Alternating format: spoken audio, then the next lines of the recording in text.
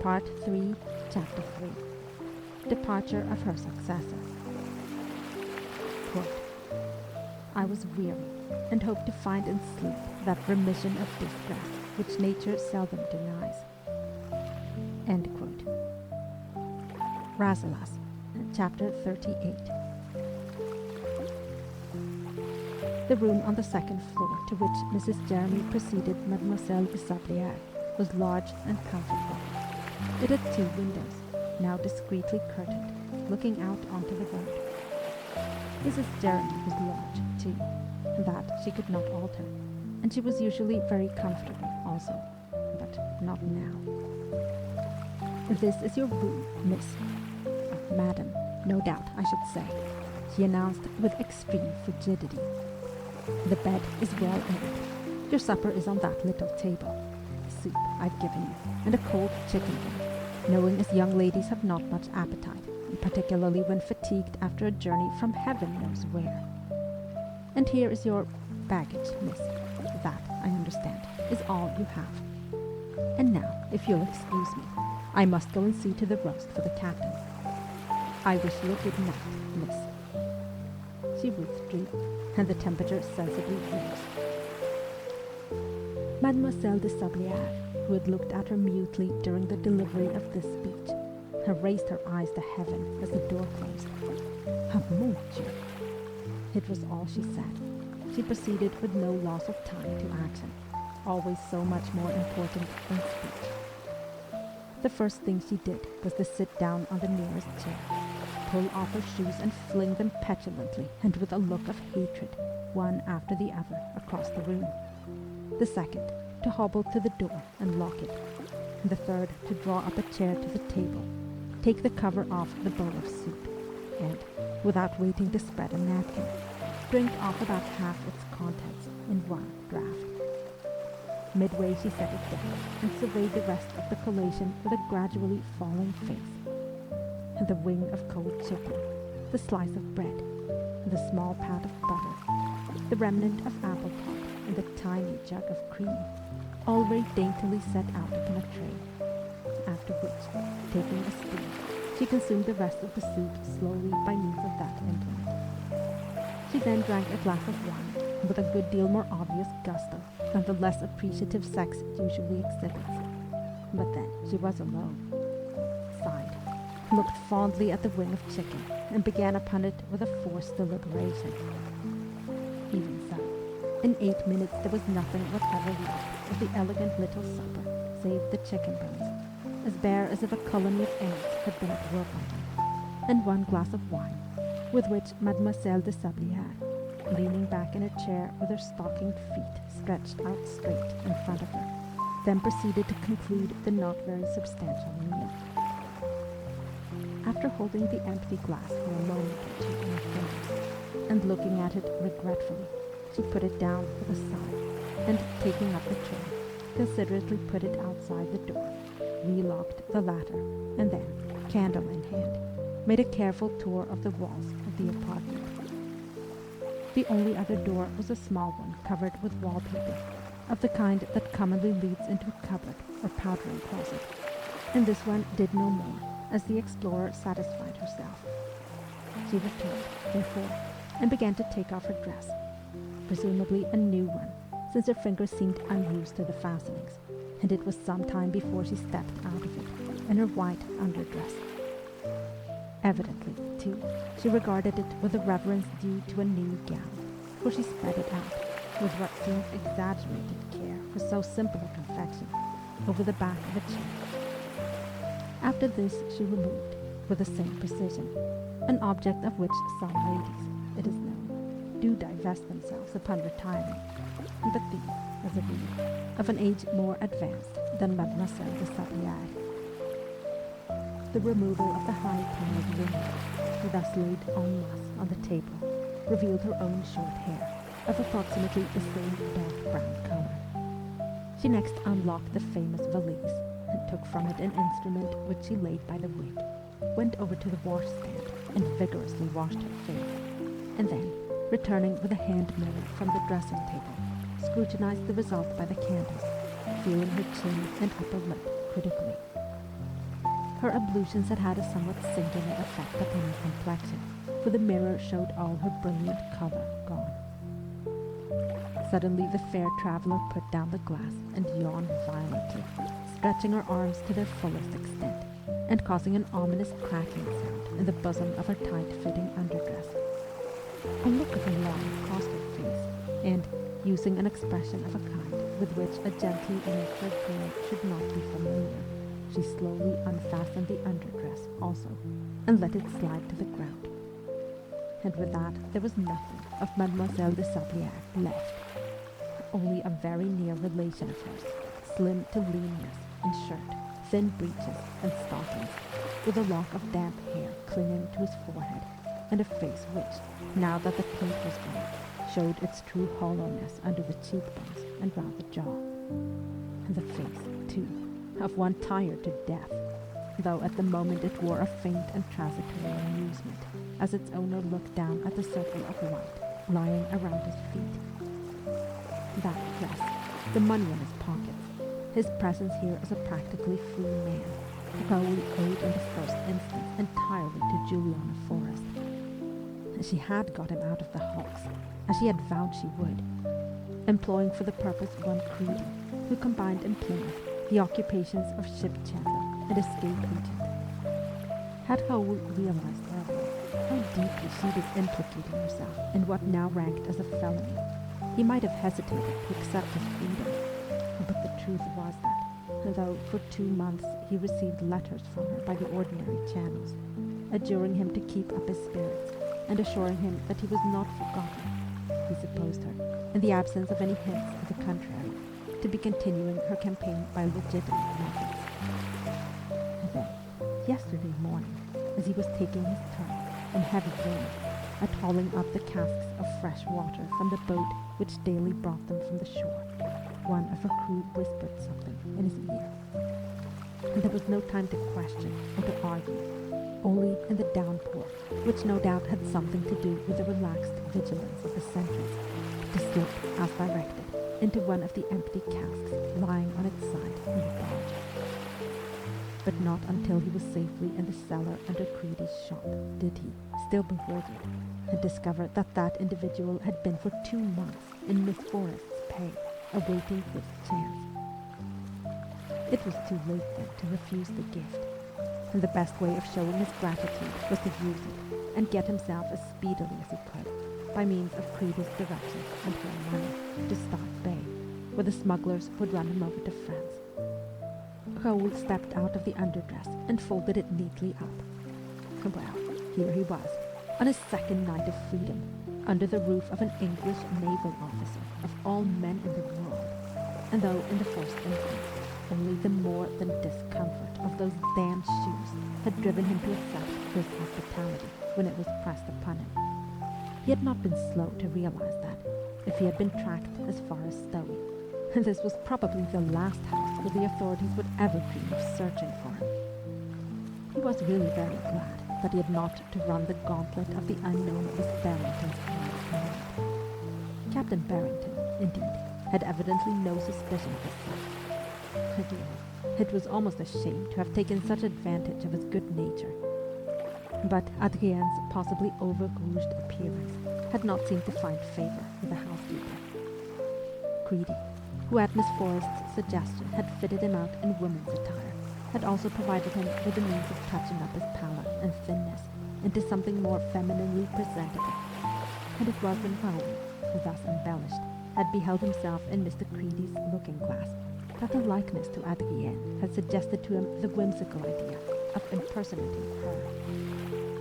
An idea which he subsequently discarded for exactly the reason he had given Captain Barrington, that to avow oneself French was too hazardous.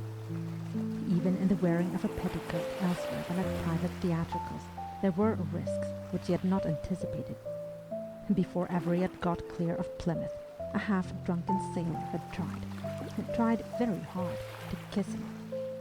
This sailor tonight, oh thank the saints, had shown no signs of that desire, and heaven send it never visited him, for the most discreet embrace could hardly fail to lead to discovery, even though the grey gown had been carefully padded to simulate a roundness which Raoul's own person was very far from possessing.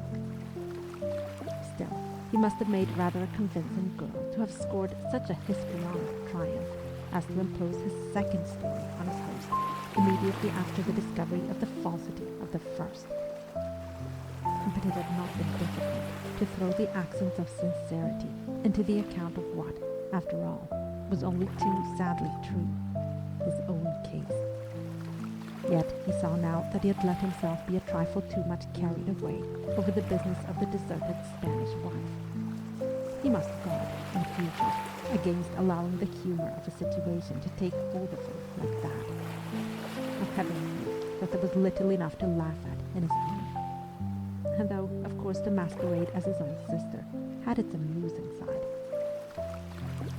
Sleep, the sleep of profound fatigue of mind and body, was pressing on him now like a feather-bed.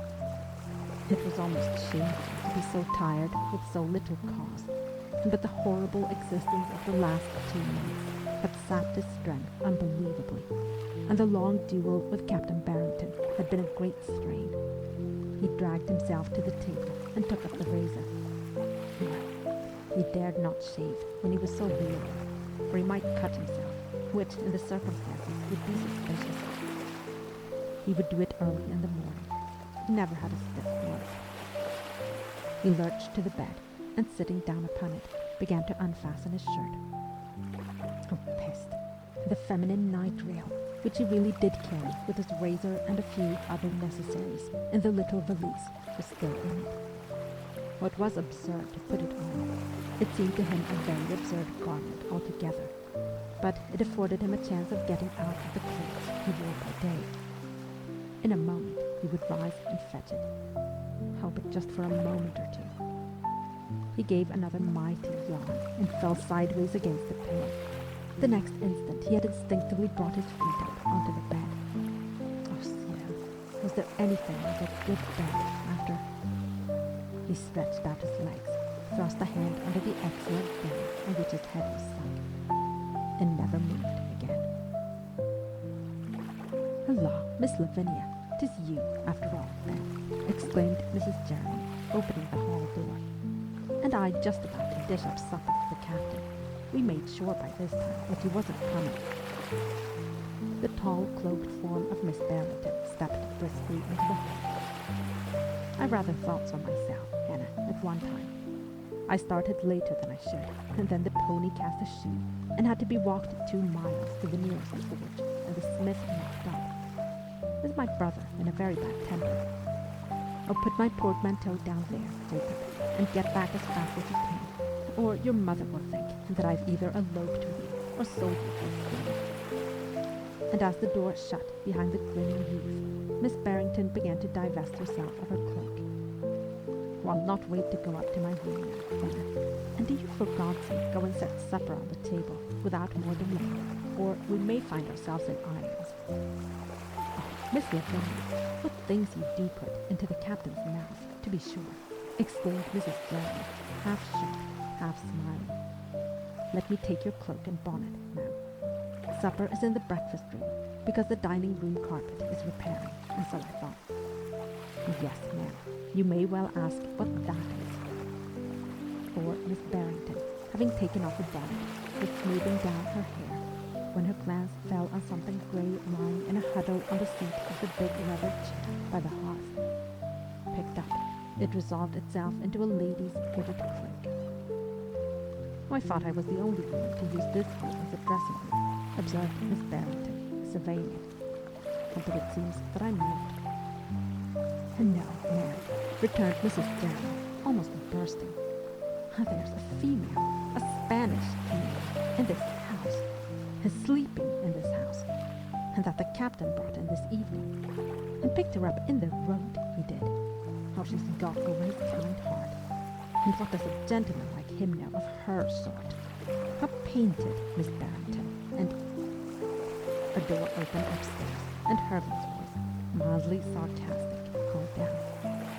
"Mrs. Jeremy, if you are unable, through pressure of work or of conversation, to carry supper upstairs, ask Jeremy to do it for you." Mrs. Jeremy put her hand over her mouth and fled. The pressure of work, said Miss Barrington to herself. Her work for the Spanish funeral, I suppose. And what is Hervey about? Oh, my dear brother, she called out. It's I am the culprit, with my abominable lateness. Oh, don't come down. I'm coming up. And so is the supper.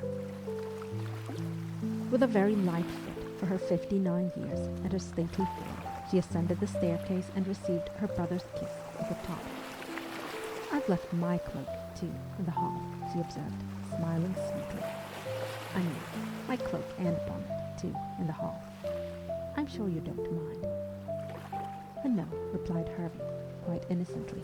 Why should I, my dear Lavinia? He opened the breakfast room door. I hope you do not object to supping here, and the dining room carpet. Yes, Mrs. Jeremy told me, interposed his sister cheerfully. No doubt Hervey wished to know whether Mrs. Jeremy had imparted some much more interesting news, but that was just what she was not going to reveal. It would be far more amusing to watch Hervey's efforts to nerve himself to do it, and to see in what terms he would convey the information when he succeeded. Lavinia Barrington, on the brink of 60, still possessed an unquenchable zest for the humorous, and cared not how she gratified it. But why indeed should Hervey have to find a way of announcing the presence of his protégé, when possibly that protégé was already waiting to sup with him? But no. One glance round the sitting room showed that no dark-eyed custodian or Catalan was there. No high comb, no mantilla, no shawl. A second revealed the fact that only 2 covers were laid. Hervey was discreet then. He had banished the Andalusian maid to her room.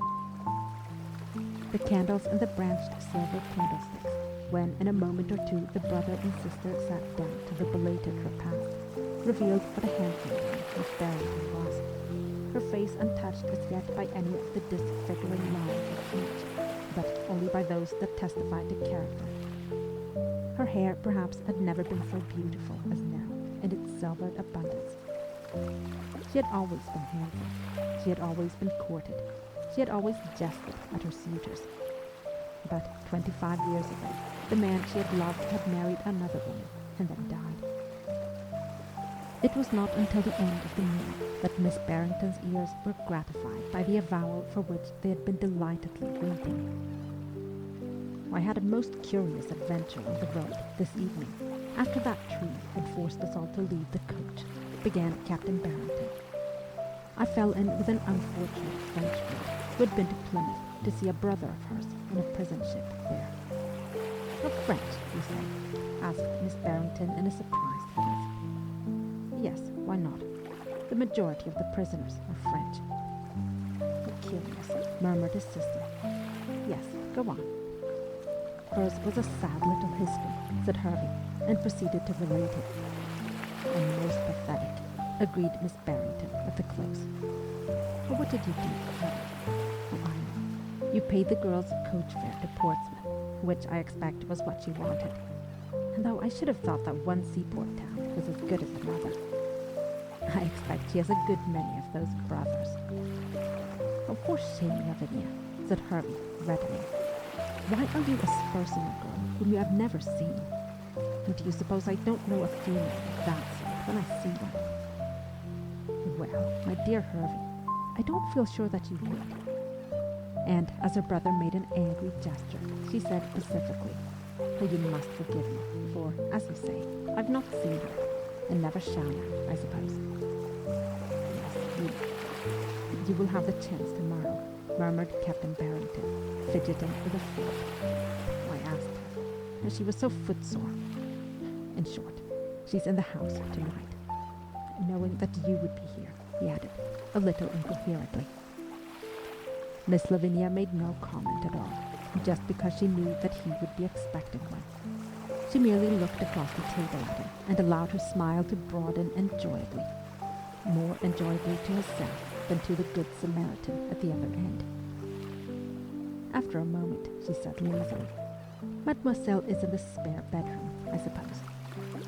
May I ask, in that case, what you have done with the Spanish girl? Is she occupying your dressing room, or is it the other way round?" Spanish girl," stammered Herbie. "And there's no... And you knew all the time, Lavinia." "How I know that the Spanish damsel has left her cloak in the hall is Mrs. Jeremy, who seems to be aware of her presence and to have made notes of her appearance, ignorant that you have ensconced a French lady also in this hitherto blameless house. Of course, I hardly wonder that you did not care to tell her, but you may be quite certain that she will soon find out where you have hidden the other member of your seraglio.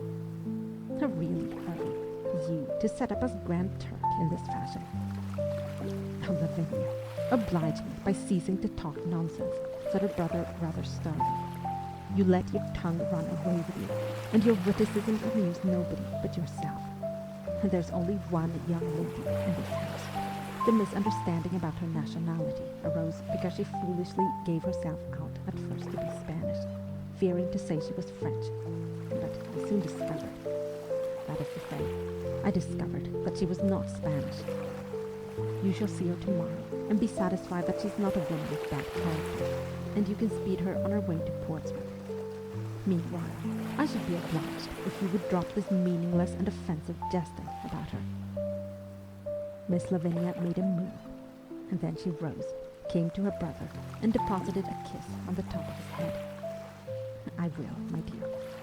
But can I not see you pretty Puritan, I mean your respectable Huguenot, tonight?" "No, I'm afraid not," replied Herbie, glancing at the clock. "She retired to her room an hour ago. I expect she's asleep by now. You must wait until tomorrow." "Oh, but I don't want to wait until tomorrow," said Miss Barrington inwardly, when, not long after this, she found herself in her own bedroom, and that bedroom adjoining the apartment of the fair unknown.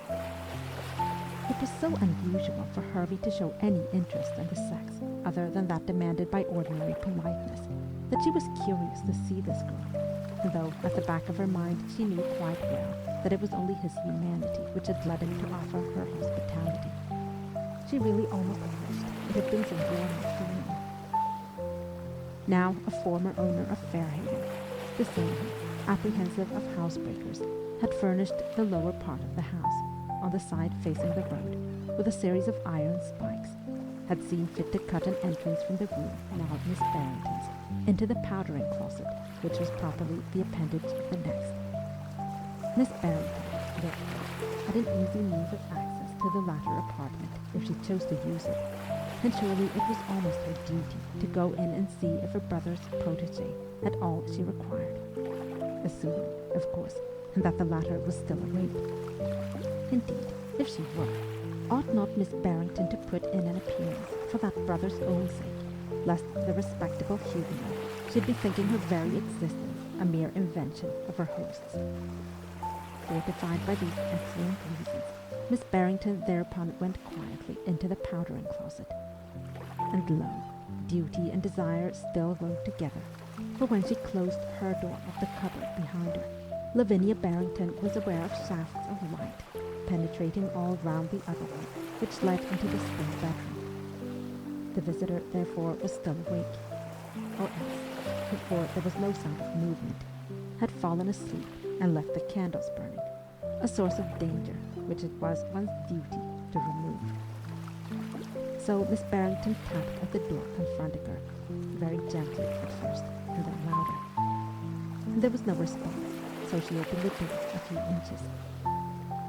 Yes, the candles were all burning. As Miss Barrington herself was still in the cupboard, and she could not actually see the bed, away on her right, but in her line of vision was the grey dress, disposed over a chair.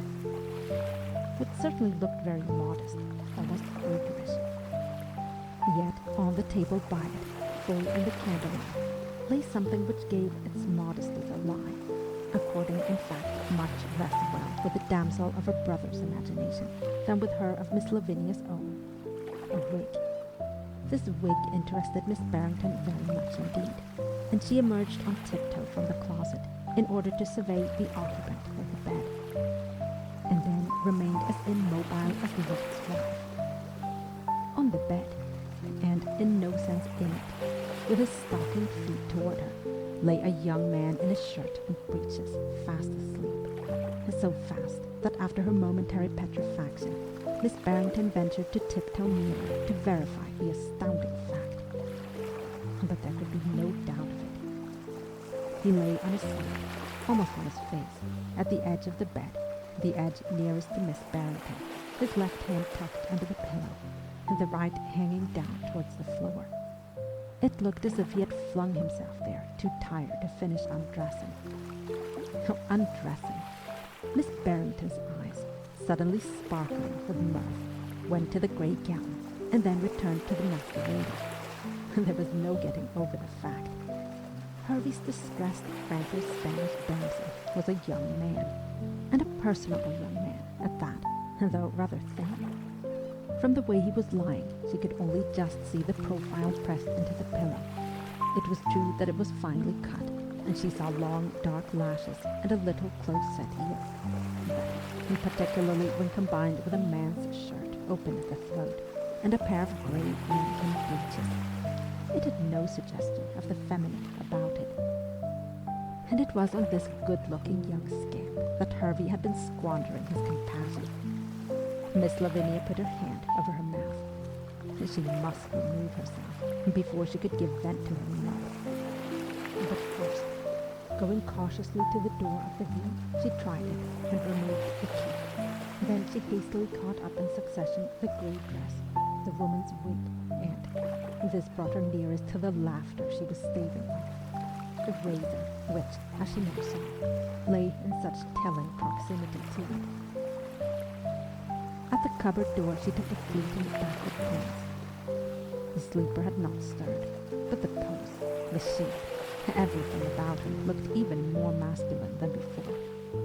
Oh, how could Hervey have been such a fool, was Miss Barrington's inward cry, as she sped through her own room to acquaint him with the full measure of his folly. Captain Barrington had not yet gone to bed. He was still in the breakfast room, reading the last number of the Gentleman's Magazine by the light of one of the branched silver candlesticks from the supper table. The window was open, and in the silence, above the lazy monotone of the river, could be faintly heard the eternal struggle out on the bar. "Who is that?" he asked, without turning his head. "You, Lavinia?" "Yes," answered his sister. "I've brought down something to show you." Laying the wig and the razor on the table behind him, she advanced into the light of the candles with a grey gown over her arm. "I thought you might like to see this," she observed pleasantly, and held it up before him by its sleeves. Hervey stared at it with a frown, and then glanced at her face, the face of one in the grip of secret merriment. "I thought I'd begged you to refrain from jesting on that subject," he said. "And why, if you must go into the girl's room, need you bring her dress away with you?" "Oh, for you to see, my dear chivalrous brother, for you to gaze on, Don Quixote, because it is the last he will ever behold of your damsel in distress. This gown, and this." She stretched out a hand and added the wig to her exhibition. "Oh, pretty curls, are they not? And they do not altogether match the genuine article, though, I fancy." Like an automaton, Hervey had slowly risen to his feet, his eyes as though they beheld a basilisk. Oh, what an end! Had the girl gone? But she could not go, wanting.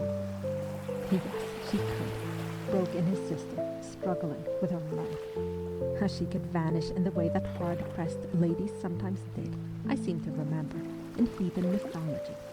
Some nymph or other, I know, turned herself into a laurel. This nymph has taken the shape. She threw down dress and wig, and once more picked something off the table. The shape, Hervey, that requires this in mornings. She flashed the razor open and burst into a peal of laughter. "Oh, Hervey, Hervey, how could you be so misled? I said I was not sure you knew the kind of woman you had befriended. There he lies, on your best spare bed, in a shirt and breeches, and there, judging from the way he's sleeping, he will lie till morning. I should like to see his face when he wakes and finds the means of continuing his nymphhood taken from him. What are you doing, Hervey?" for while she laughed and teased, Captain Barrington had gone into the darker portion of the room, and she now heard him opening a drawer. Yet, when he came back into the light, it was not what he carried in his hand, so much as his face, which caught Miss Lavinia's eye and held him. For perhaps the first time in 40 years, she felt a little frightened. "Was that loaded, Harvey?" Her brother did not answer, but the fact that he examined the priming was an answer.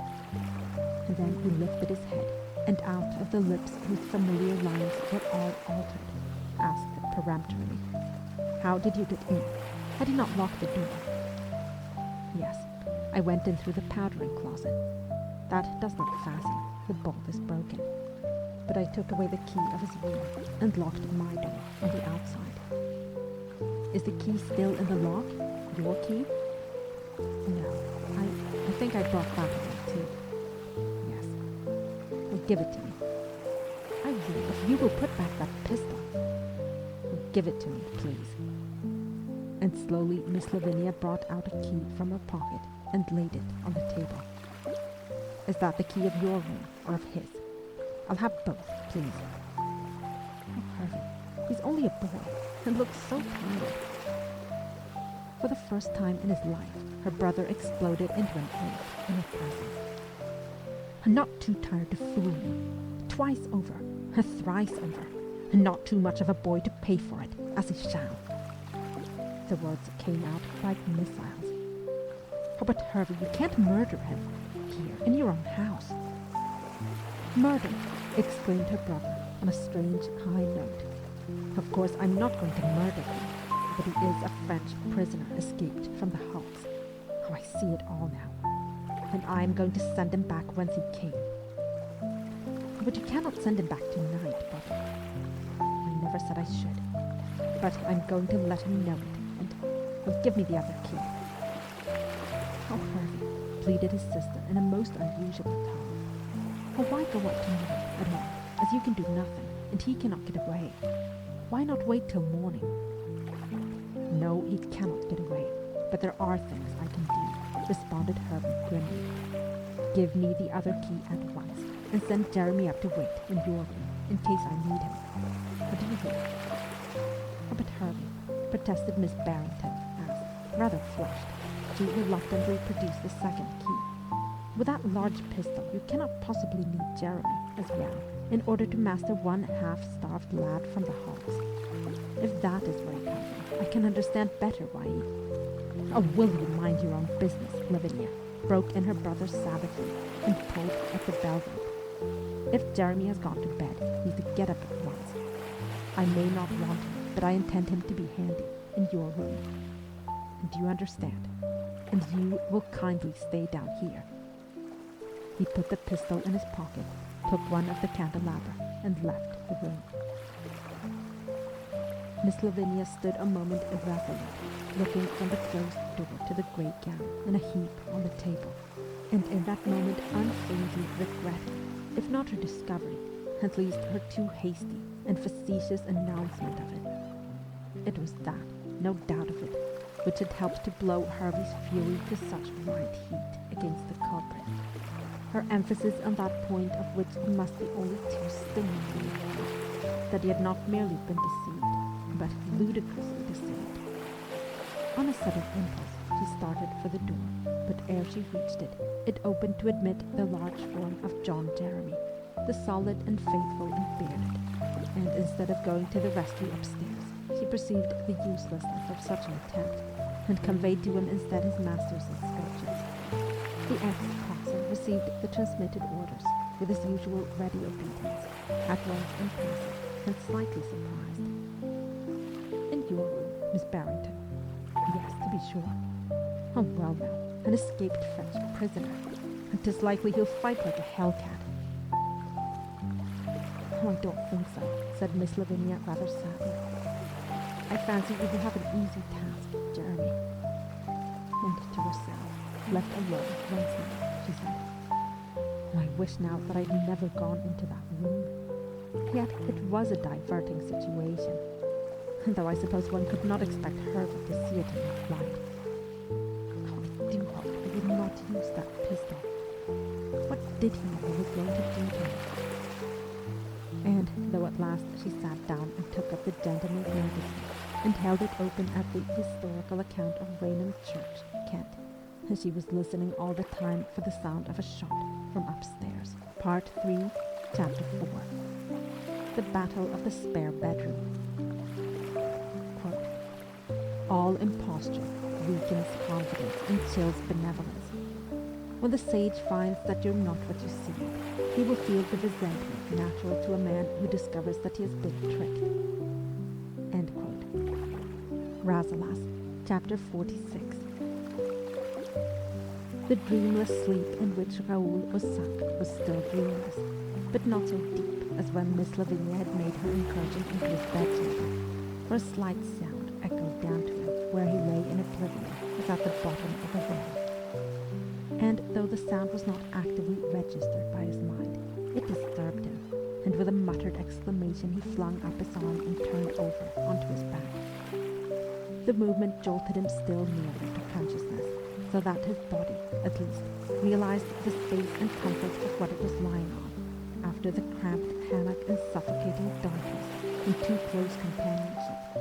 And at last, the fully sentient Raoul himself became aware that he was surrounded by light, air, and silence, instead of the usual noisy, fetid gloom in which he slept. He opened his eyes with a start, and remembered where he was, and saw that he had most reprehensibly left the candles burning when sleep overtook him. But surely there was a fresh source of light in the room, by that cupboard door. Raoul turned his head to see, and his heart stood still within him. And there, a branched candlestick in his left hand, stood Captain Hervey Barrington, looking at him with an expression there was no misreading. In his other hand was that which very effectively backed up the expression. "If you move, I shall fire," he said briefly. But the words were not out of his mouth before Raoul was off the bed and at the door, and to stay there. The key was gone. Backed against its panels, his breath coming fast, his hands clenched, he faced the leveled pistol again. "Yes, that place will do as well as any other," observed Hervey coolly, and without removing his eyes from him or lowering the barrel, he set down the light on the nearest table. "Now, make over everything you have. Plans, papers, money. I know what you owe." The bitter shock had not deprived Raoul of his wits, and they worked quickly. Since Captain Barrington could not have come in through this locked door, even though, now, presumably he had possessed himself of the key, there must have been another entrance to that cupboard, after all.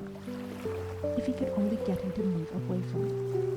Raoul gave what had all the appearance of being an involuntary glance towards the little valise lying on the centre table. Even at the risk of a bullet, made a tiny, instantly checked movement towards it. His maneuver told, though Hervey did not abandon his post. "Oh, bring that thing here," he commanded. But Raoul did not move. Was it likely? Go and get it yourself. "You cannot terrorize me with that pistol, because I do not care whether you shoot me or no." Hervey gave a very disagreeable smile. "Oh, I shall take great care not to kill you outright, and as I'm a dead shot, I can hit you exactly where I please, or break your leg with choice. I shall count 5. I do not threaten twice. 1, 2, 3.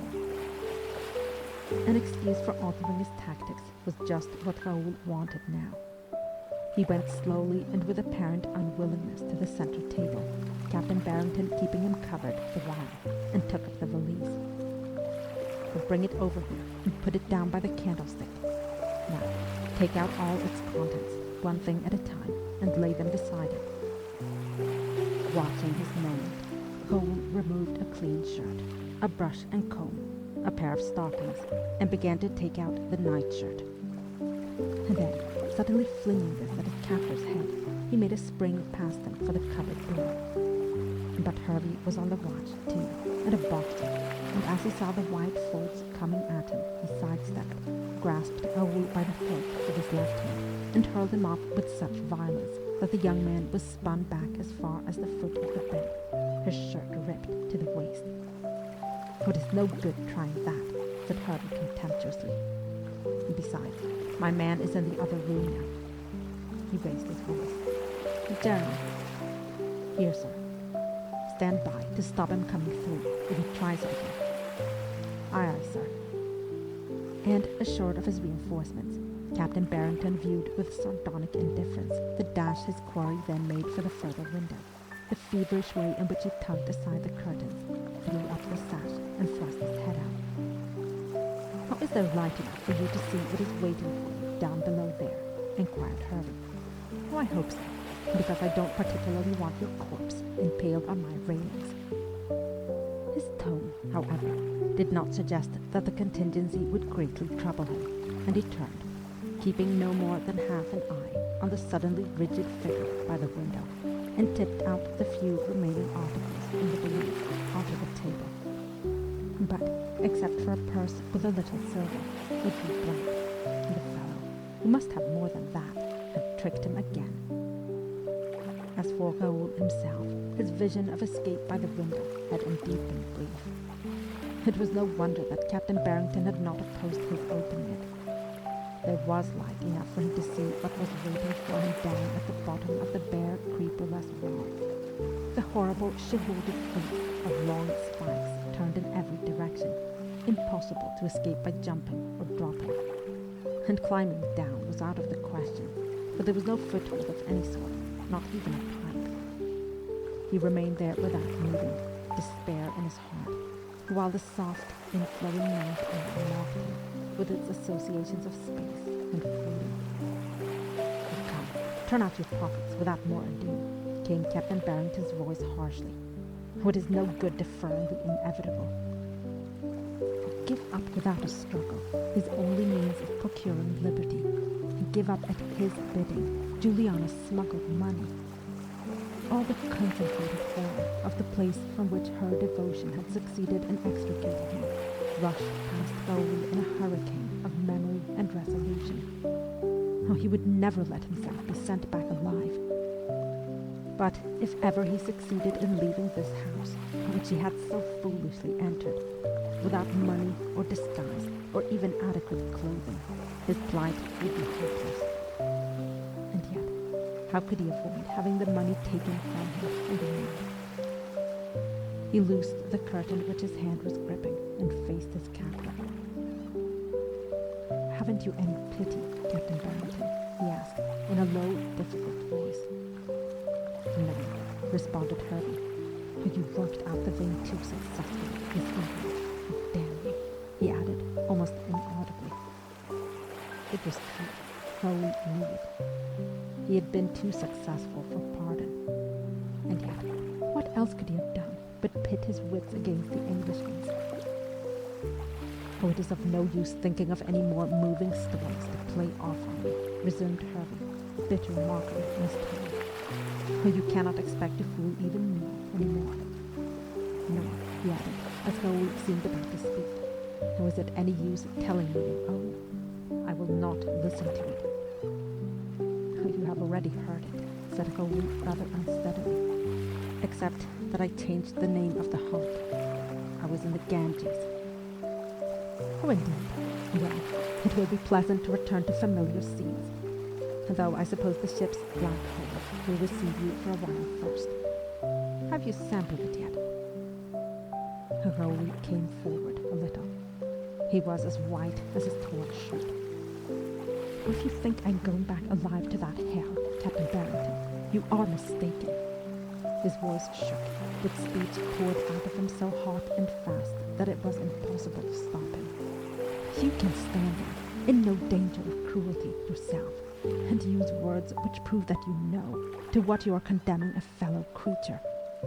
I would not send my worst enemy to a prison ship, and no, not even the man whose practices sent me there. And what have I done to you? Did you expect me, when directly you addressed me, against my will, on the road, and to tell you exactly who and what I was.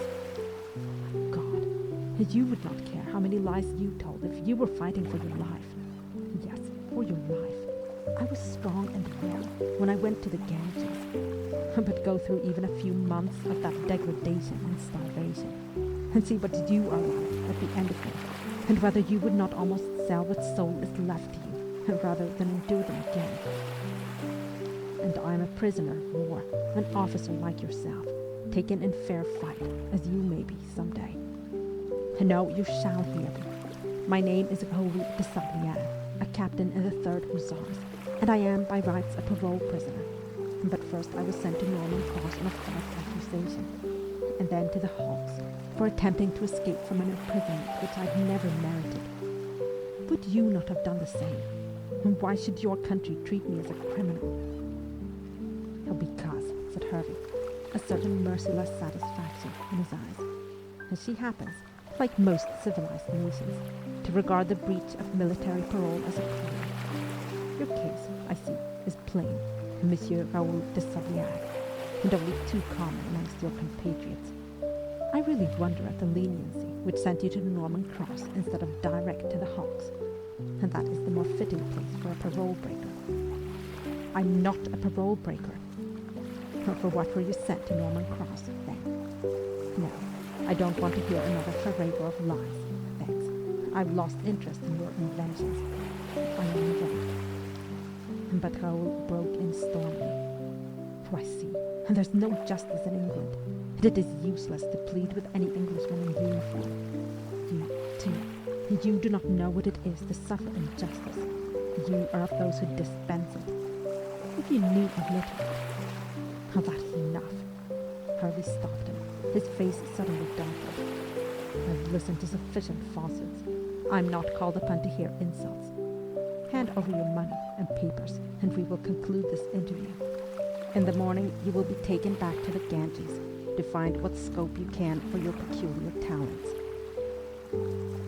He had had the pistol in his hand all this while, though he had dropped the barrel. With these words, he raised it and once more covered his prisoner. Now, please. Raoul put his hands behind him. You can rob me, Captain Barrington, he said, slowly, coldly, and rolling the R's more than was habitual for them in English. And because I am in your power, in your house, into which you invited me. But I think you will not send me back to the Ganges tomorrow. Indeed, retorted Hervey, with an appearance of interest. And how are you going to prevent me? Ainsi, said Raoul between his teeth, his hands coming forward very suddenly, and he launched himself at his enemy like a panther.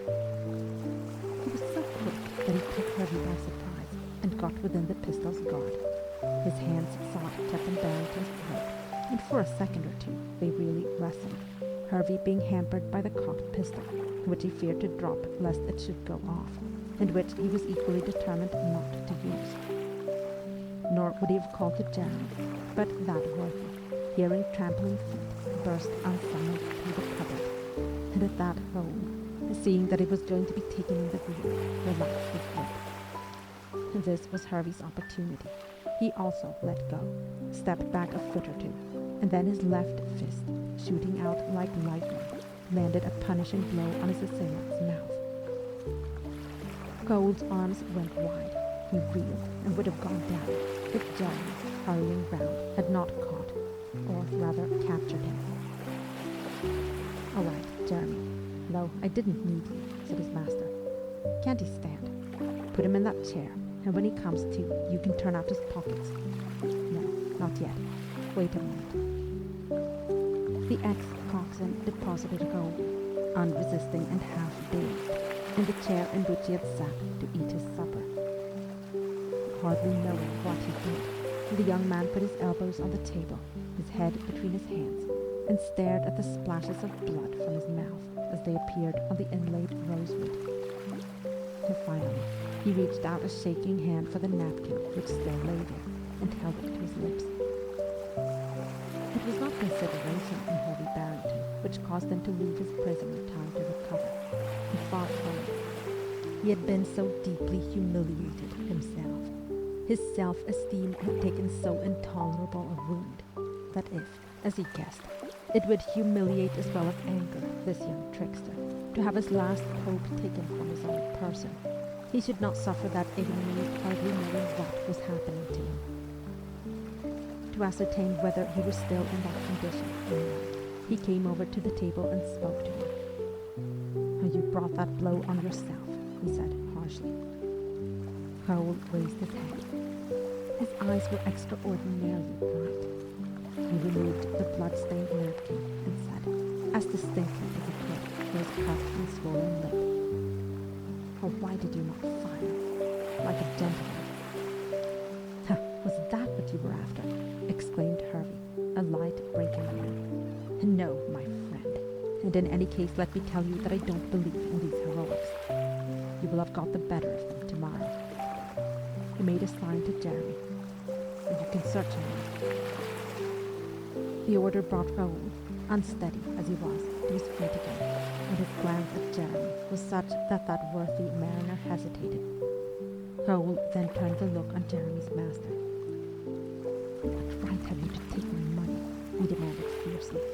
"I never asked you to bring me into your house." "If you will give it to me, it will not have to be taken from you," was all that Captain Barrington replied. "And you will get 10 guineas for betraying me," went on Raoul, tense and quivering. "Oh, isn't that enough? And you do not run any risk. And 2 of you, armed." "Now what are you waiting for?" said Hervey sharply to his henchman. He had reddened, and the money must be in his breeches pocket. This was obvious, since the torn shirt could now conceal nothing. The faithful Jeremy made to fling his weight upon the defiant figure, but before he could lay a finger on it, Raoul had snatched up the nearest candlestick, which was tall and of heavy Sheffield plate, and had aimed a savage blow with its base at his head. It missed and took the sailor on the shoulder. The next moment, its giver was backed against the far wall by the window, clutching the candlestick like a mace. "Oh, you will have to divide that 10 guineas, Captain Barrington," he called out. But Jeremy, whose temper was roused by the blow, gave him no second chance of using his weapon. In the twinkling of an eye, it was twisted out of his hand, and he himself pinned against the wall by sheer weight, his arms, in Jeremy's powerful grip, spread out on either side like those of a creature. But even then, though he had him helpless, Jeremy could not search him, for he had not a hand to spare for the operation. Moreover, Raoul was still struggling hard to the best of his very limited ability. "Oh, keep still, you wildcat," said Jeremy, and gave him a hack on the shins with a solid footgear. "You'll have to help me, sir," he called over his shoulder. "You like an eel." "How do, Captain Barrington," laughed Raoul wildly. "Oh, don't let your servant do all the kicking. And take your beard out of my face, damn you." And Hervey had to come and help, after all, and what he suddenly felt was a sorrow. The Frenchman might have the spirit of a wildcat, as Jeremy had called him, but he had little physical strength left to back it up. Indeed, after Hervey had torn the packet of notes out of one breeches pocket, and a few papers and a map out of the other, the captive said in a changed voice to Jeremy, who still held him pinned against the wall, "If you will let me go now, I will not do anything. He frowned and shut his eyes. Hervey looked up from the notes he was examining by the center table. "Let him go, Jeremy," he said abruptly. "It would be a nuisance if he were to faint." Jeremy dubiously relaxed his grip. Raoul opened his eyes, clenched his hand, and guiding himself by the wall, reached the window where the cool air was still coming in faintly. He sank down on its very wide, low sill and put his head against the side. Everything was finished, and he, too. "Is this money you owe me?" came Hervey Barrington's voice after a moment. "Oh, why talk about it anymore?" But Raoul roused himself. "Oh, it has not been stolen until this last 5 minutes," he replied, without moving. His captor had in his hands, too, Juliana's letter to him at Norman Cross, which he had treasured as a sort of talisman, and some of her brief later ones also. Harvey finished his examination and looked across at the motionless figure on the windowsill. What was he going to do with him for the remainder of the night? The safest plan would undoubtedly be to tie him up. Oh, but that would mean manhandling him again, and he had had enough of that, for he found, to his surprise, that the prospect of mastering him once more rather sickened him. The first heat of his fury, indeed, was gone now. He pondered, with a frown, the feasibility of leaving him loose. Escape by the window was impossible, and he could run that very heavy chest of drawers in Lavinia's room against the cupboard door from the other side. Raoul suddenly turned his head. "May I have my pocket handkerchief?" he inquired, in a lifeless voice. His pockets had been rifled of that, too, and it lay on the table. It was obvious why he needed it. "Yes, if you will come and fetch it," replied Herbie, who wanted to get him into the light again for survey. With a stifled sigh, the young man rose and came, noiseless in his stocking feet, the blood coursing anew down his chin from his lip. Herbie's eyes were drawn by one or two trickles on his cheek, a good deal exposed by the now even more torn shirt. Leanness and backwardness was almost emaciation. No, shame forbade any more rough handling.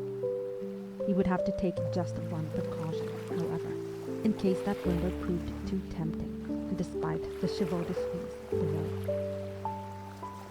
"Come here, gentlemen." He led the sailor aside and whispered to him, while Raoul, with his head bent, dabbed slowly at his lip with his recovered handkerchief.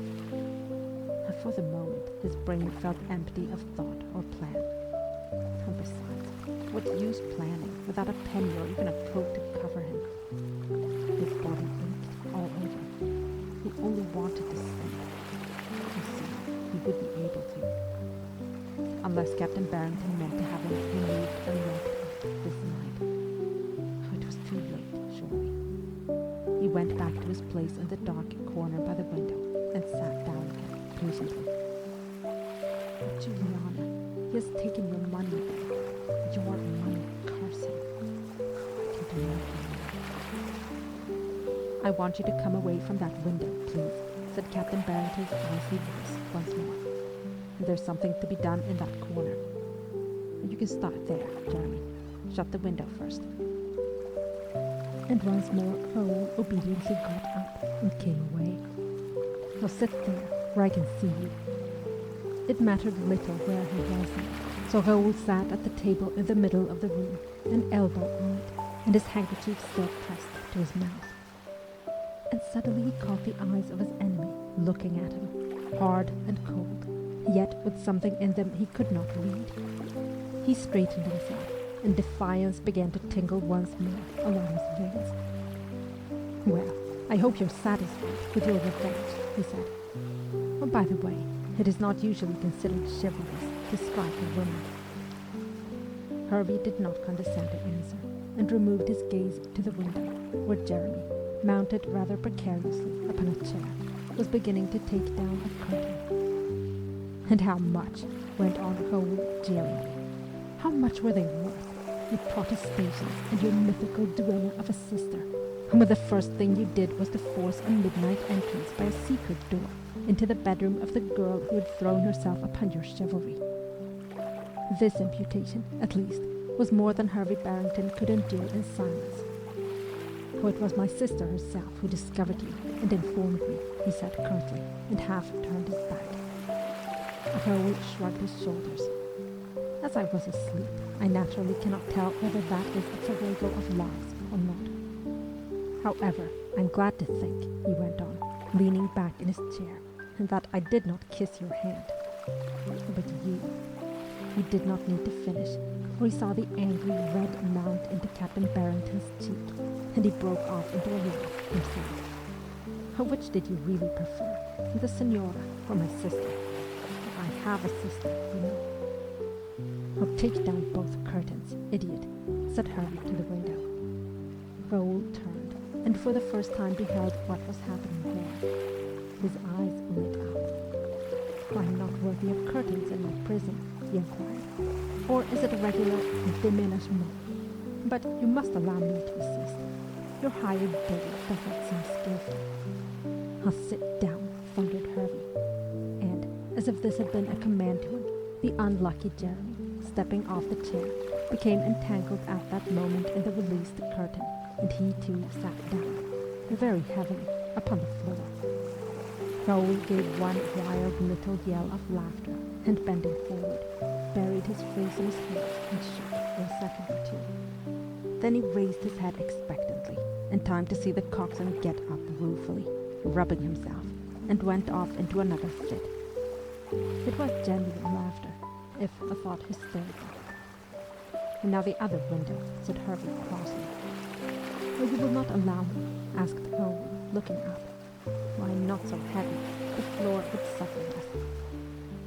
Hervey disregarded this, but it became too much for him when, Jeremy proceeding under his direction to dismantle the bed, Rowl deliberately moved his chair so that he could have a good view of the operation, which he punctuated by a running commentary of remarks, ostensibly to himself. "Oh, it really is a déménagement, but what an hour for it. I've always been told that the English are mad. Oh, the sheets, the blankets, the mattress too."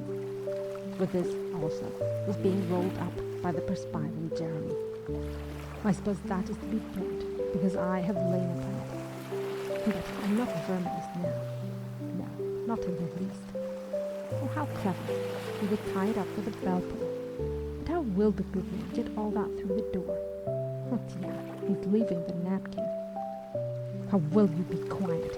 broke in Hervey savagely at last, for his henchman was getting so flustered under this fire of ridicule that the mattress burst from his grasp, and he had to assist him to re-roll it.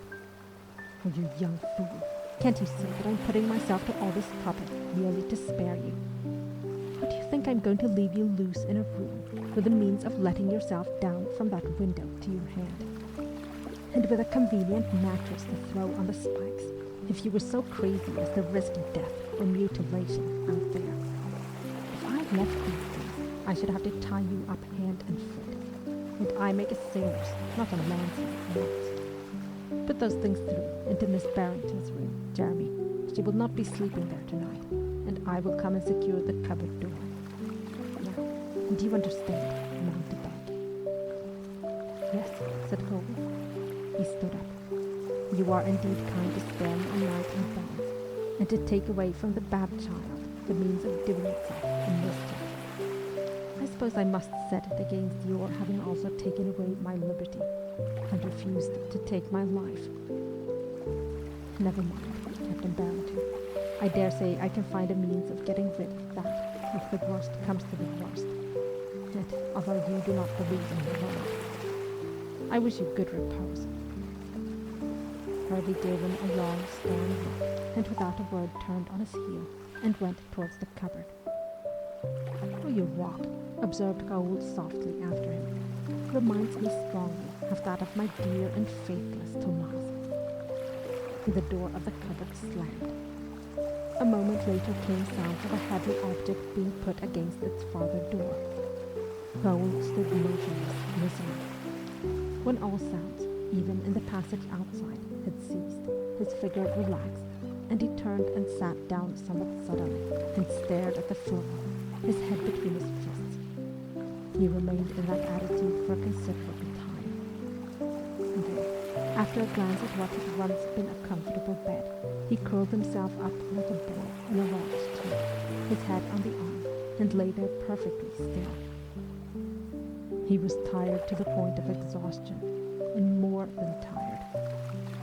Now and again a long sigh shook him, but there was no other sound, and when, about an hour later, the moon was able to look in at the uncurtained windows, he had straightened himself out a little, and she could see his upturned, sleeping face. And she tried, first, to smooth out the contractions in it with the same silver touch which had revealed them, and then, pitying this haggard Endymion who was dreaming, not of Diane's kiss, but of the realms of the dead, she withdrew her light behind a bank of cloud, and the room sank again into darkness. Part 3, Chapter 5. The Cruise of the Kestrel. Quote, he now felt a degree of regret with which he had never been before acquainted, and he was long before he could be reconciled to himself. End quote. Rasselas, Chapter 4. The household at Fairhaven might have been put about the previous night as never within living memory. Miss Barrington, despite her protests, sleeping in her brother's room, and Captain Barrington in his dressing room, Miss Lavinia's own room, all upside down and full of curtains and mattresses and bell ropes. These permutations on account of the presence of a French hussy, alleged by Jeremy, when he at last sought the connubial chamber, to be a young man. Yet even this spiritual and physical turmoil had no power to make Mrs. Jeremy late with breakfast next morning. But brother and sister alike ate her excellent fare rather silently. Harvey had told Lavinia overnight as much as he had a mind to, and he did not amplify his information this morning. Nor, curiously, did Miss Lavinia animadvert in her wonted style either upon the humour of the situation or upon his share in the epic of the spare bedroom, of which she had already wrested a fuller version from John Jeremy. She was, in truth, regretting with all her heart that she had let Harvey into the secret of her discovery. For one thing, she fancied she could have had a much better laugh at him afterwards if she had allowed him, all unsuspecting, to dispatch Mademoiselle on her way to Portsmouth. And for another, the lad himself would not now be on the point of return to that horrid captivity, from which he had employed so much ingenuity to escape. It was true that Harvey was not displaying any great haste to inform the authorities of his presence, but she knew that it was useless to try to move him from the performance of what he considered his duty. And, any vindictive feelings apart, no doubt it was his duty to deliver up the fugitive. Miss Lavinia glanced at the clock as she rose from the breakfast table and opened the casement window onto the jasmine and climbing rose. Down below, the little square garden lay smiling in the August sun, refreshed to a new greenness by a heavy dew, and sending up the invisible incense of stocks and lavender. The mulberry tree hung its ripening fruit over the old teak bench. Sparkling and singing and very blue, the river poured by. A couple of wagtails were taking excited little runs over the grass. Farther on were the clustered houses of old stone, pricked with masts, but from here the actual mouth of the estuary could not be seen. Harvey's sailing boat, the Kestrel, was tugging gently at her mooring buoy in mid-channel. Oh, what a morning to go back to prison. And such a prison. Has your captive had anything to eat yet? Asked Miss Barrington casually, as she picked a sprig of jasmine. Her brother was turning over the pages of a nautical almanac. No, I don't suppose he has, he answered in an indifferent tone. Then, if you will forgive my suggesting it, would it not be as well to send him up something, if he asks later to take the journey back to Plymouth, or even to go to the lock-up here? I don't know what you're planning for, he added, half apologetically. Send him up something, repeated Captain Barrington, laying down the almanac. How you talk, Lavinia, as if Mrs. Jeremy could go in carrying breakfast, as to a guest. Do you know that your poor tired boy fought like a demon last night, and that it took the two of us to hold him? Now, Miss Lavinia did know this, but she was making great efforts after discretion, perhaps not altogether successfully, since she objected. But, even if he is such a desperate character, surely Jeremy could venture in, and provided that you were there to protect him, with your pistol. Captain Barrington's face darkened, and he turned to his almanac again. Oh, surely, you cannot really think it is too dangerous to go in, resumed his sister, still with that unusual note of pleading in her voice. And to give him an extra dose of starvation, when you know it is what he is going back to. I've heard that the food in the prison ships is almost uneatable. To do that, just because you are annoyed with him, is so unlike you that I'm sure it can only be because you have forgotten that you have given your orders. "Well, why do you think it is so unlike me?" asked Harvey. He had his back turned and was fidgeting with his book. "You do not know of what a man is capable when he is annoyed, as you call it." "I did not know," he said, "until last night," he added, in a voice so low that his sister did not catch it. "But it is quite true," he concluded, turning round, "that I'd forgotten the question of food. I will rectify the omission." "I was sure you had," said Miss Lavinia, and as he rang the bell, she smiled at him like a grey-haired angel. But Harvey did not take the pistol when he accompanied Jeremy to the prisoner's room, and for he had learned the uselessness of that weapon in the hands of a man who is determined not to use it to kill, does not wish to use it to wound, and knows that as a threat it has no power whatever. He would not have gone there at all, but that it was, plainly, necessary that someone should unlock and guard the door for Jeremy, encumbered as he was with a tray and liable to be sprung upon. However, the prisoner did not spring on John Jeremy when he entered. He did not greet him in any way whatever, as Harvey, outside, holding the door just ajar, was aware. He heard Jeremy deposit the tray upon something, after which there was dead silence for a moment, and then his gruff voice, with a note of alarm in it.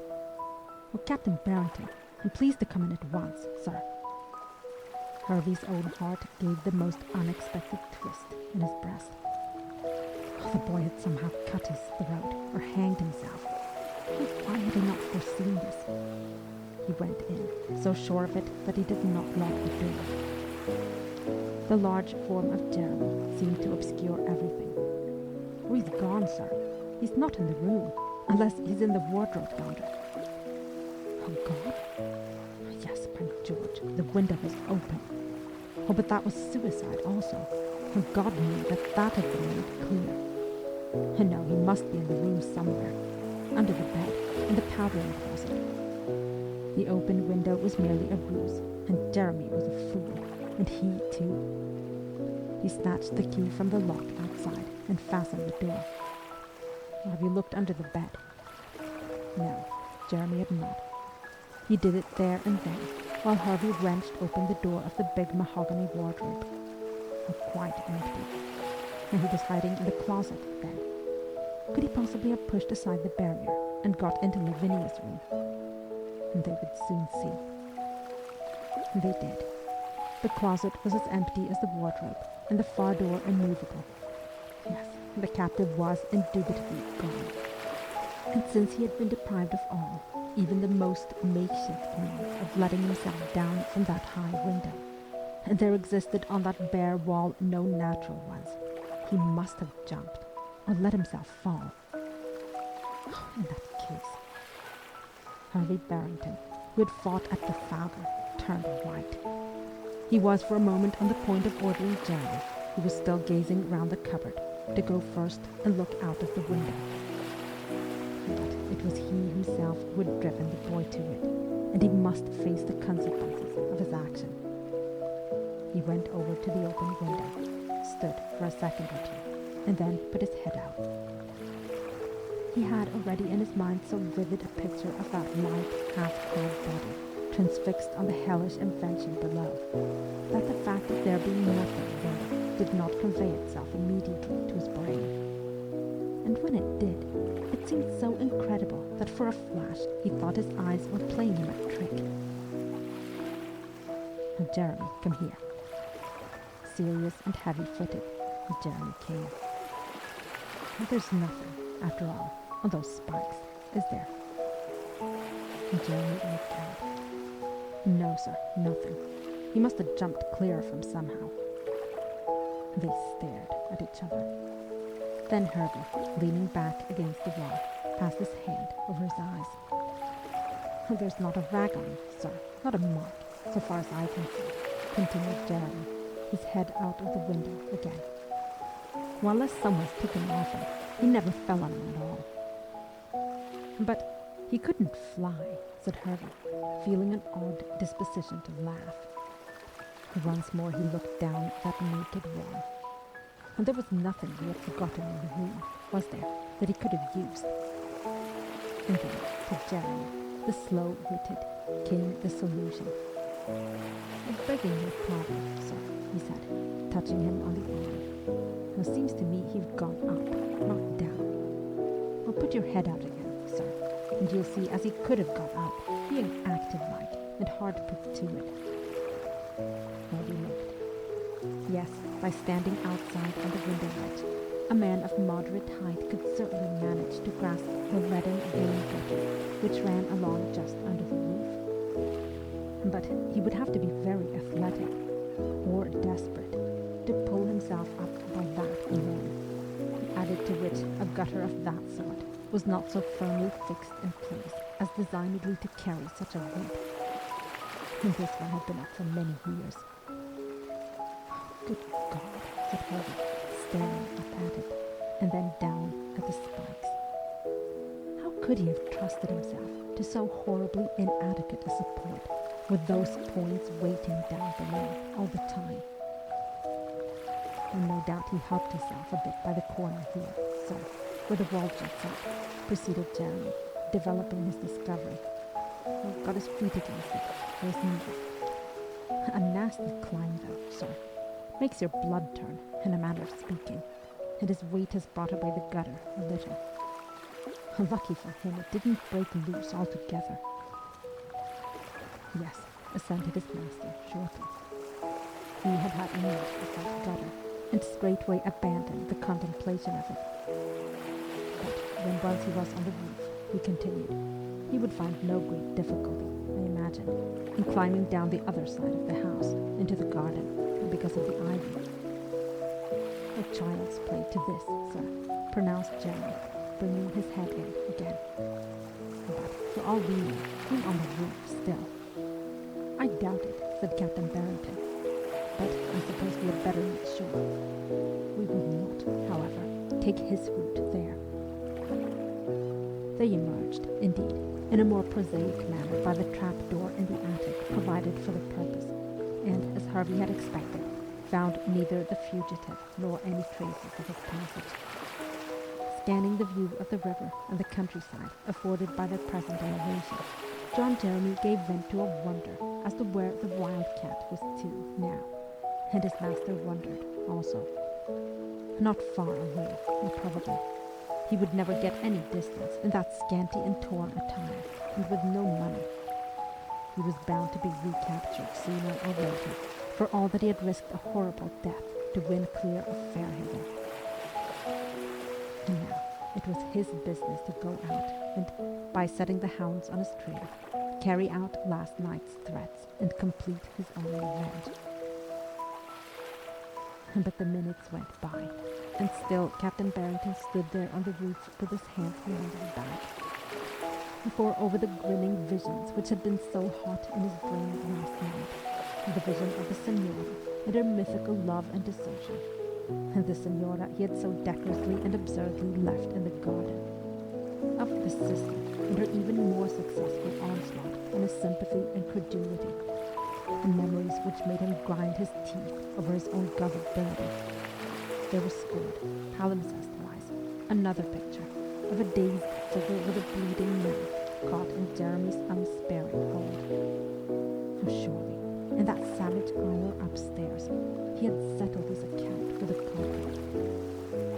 Yes, the business of informing was too distasteful.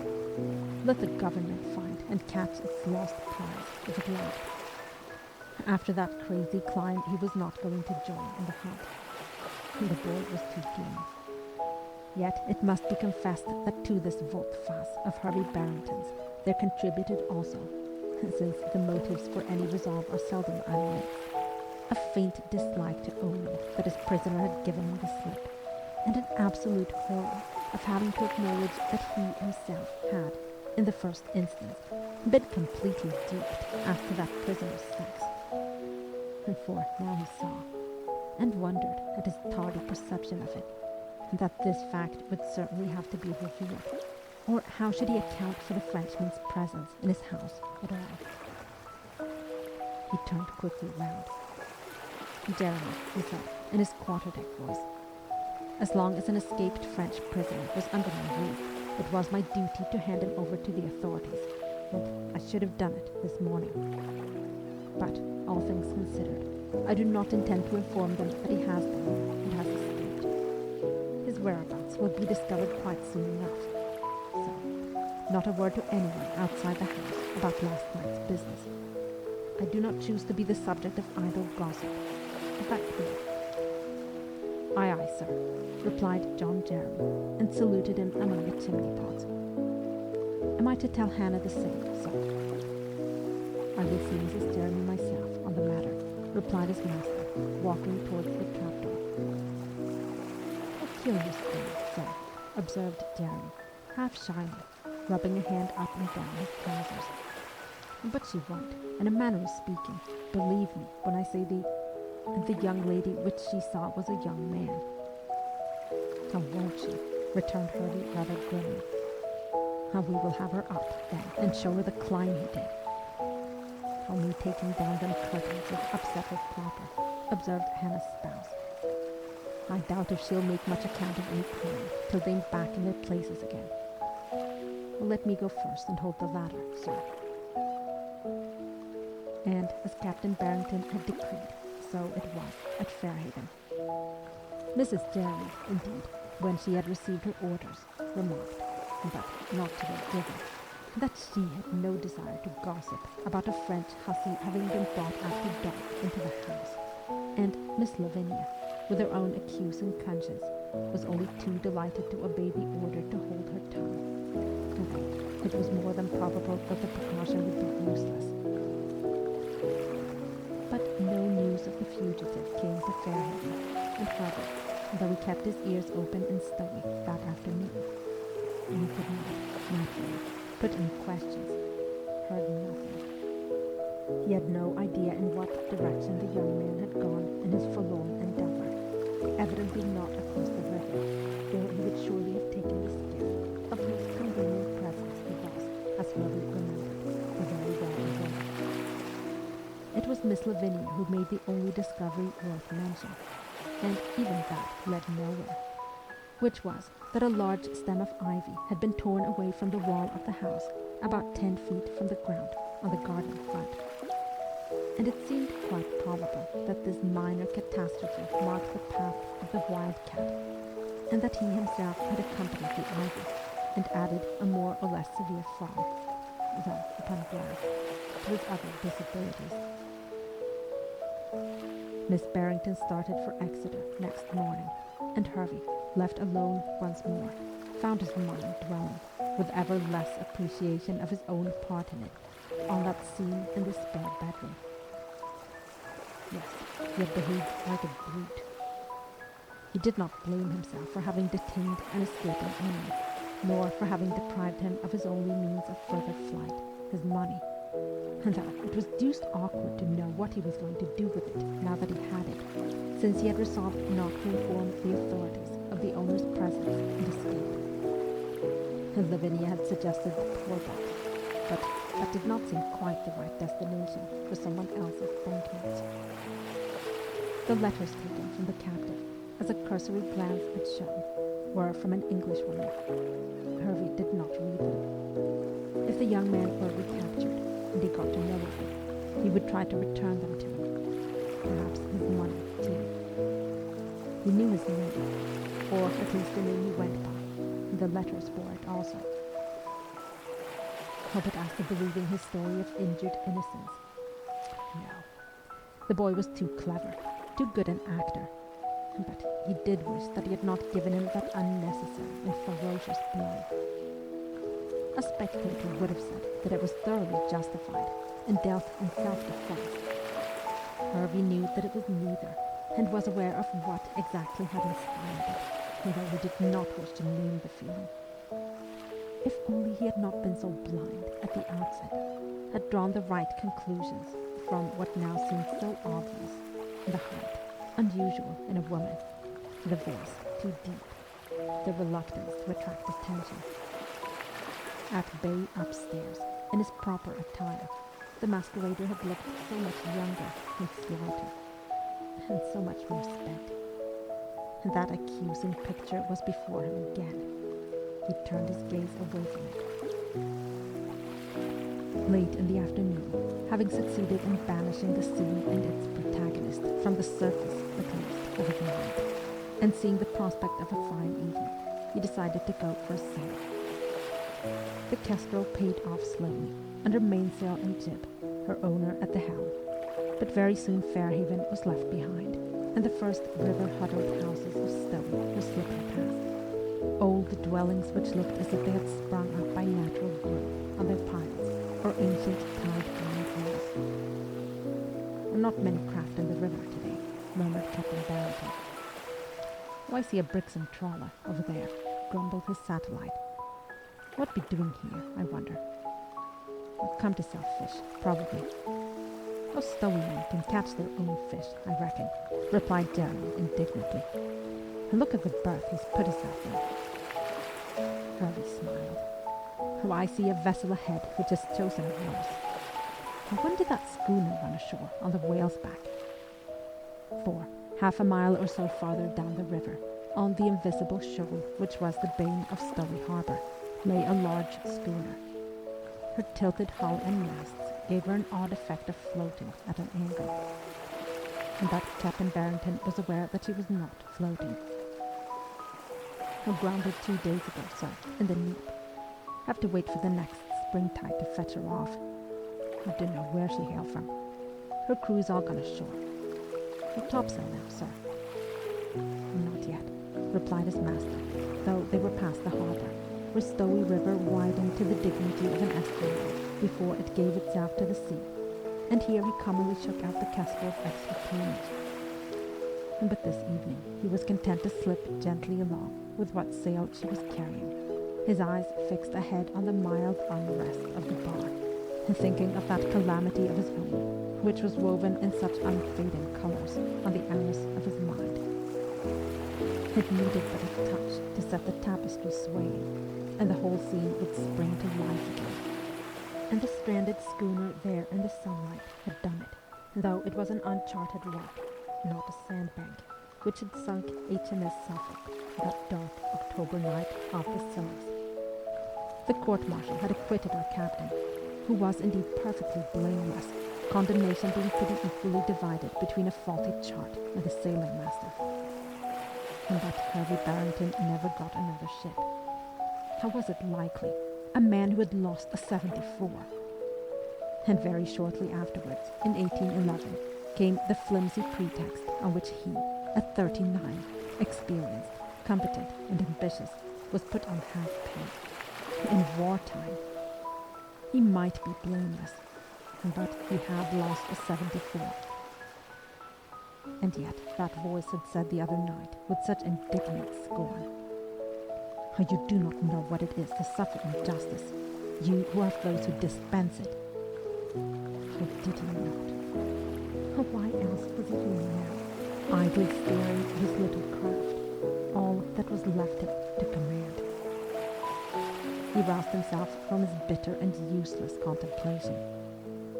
John Jeremy, sitting sideways on the weather cone, was contemplating him, and Hervey's reserve fretted even under his gaze. "Well, that schooner looks berthed for a month," he observed in a matter-of-fact tone, gazing at her as they approached the sandbank. Broken water indicated the shallow, but no sand was visible. "We will go to larboard of Old Whalesback for a change." From habit, he nearly always took the right-hand channel. "Oh, really, I hardly know this side of the river. Who has got old John Wood's farm now? Well, that is it not?" he asked, pointing over the dancing water at the solitary standing farmhouse, about a furlong from the edge of the river, which they were just leaving behind them. "Aye, sir, it is. A nasty, low-lived, ill-conditioned set there now, from all I hears. 3 brothers of the name of Willis. Foreigners they be," said Jeremy, meaning, of course, not true devilry. "Will you have topsail up now, sir?" "Oh, in a moment. The foreigners seem excited about something," observed Hervey, craning his neck to look behind him, as a sudden outburst of shouts and yells came clearly over the intervening quarter-mile or so of water. How likely their bee has swarmed on one of them, suggested Jeremy unemotionally. Standing amidships, he gazed back, shading his eyes with his horny palms. No, him chasing one of the hands, with pitchforks too. Him running for dear life, making for the river. And do we look, sir? Harvey brought the kestrel farther into the wind and let her hang, twisting himself to see. Something of an agitating nature was certainly taking place at the abode of the brothers Willis. 8 or 10 men, with a woman or two among them, had suddenly poured themselves out in a stream from behind the previously quiet farmhouse, shouting, yelling, and, most of them, brandishing either a stick, a hoe, or, as Jeremy had discerned, the deadly pitchfork. Harvey's eye caught the pursuers first, and then was aware of the pursued, a slender, scantily clad figure which, with only a few yards' advantage of the foremost, was running like a deer for the water. Captain Barrington gave vent to an exclamation. His mouth tightened. "I'll stand by, Jeremy. I'm going about." The kestrel's already wavering sail flapped. She rolled, hesitated, and then obeyed and began to make for the scene of the drama. Even as she came about, the fleeing figure had reached the water's edge, and stumbling a little, waded in waist deep, and then struck out vigorously. A redoubled shout of rage went up from the pursuers, and one, with a yell, hurled his pitchfork at the swimmer. The rest contented themselves with imprecations and stones from the foreshore. Harvey Barrington, standing up at the helm, was shouting too. "Oh, stop that, you brutes! Oh, stop it, I say!" But his voice, even if it carried to the ears of the infuriated group at the water's edge, had no effect. Meanwhile the swimmer, his head a dark object amid the splashes of the fusillade of stones, none of which, luckily, seemed to be reaching their mark, forged slowly on towards midstream, using the overarm stroke, but always with the same arm. Although he was not swimming quickly, he was drawing away from the kestrel as well as from the shore, and Hervey's eyes were so keenly fixed on that head and arm as not to notice that the wind had fallen into one of those sudden little lulls common in a harbour, and that the cutter was now making very little headway indeed. "He's swimming very oddly," said Captain Barrington aloud. "I wonder if those devils did get a pitchfork into him after all. But where is he making for? Oh, he'll never get over to the other side. If he has any wits left, he'll make for the stranded schooner.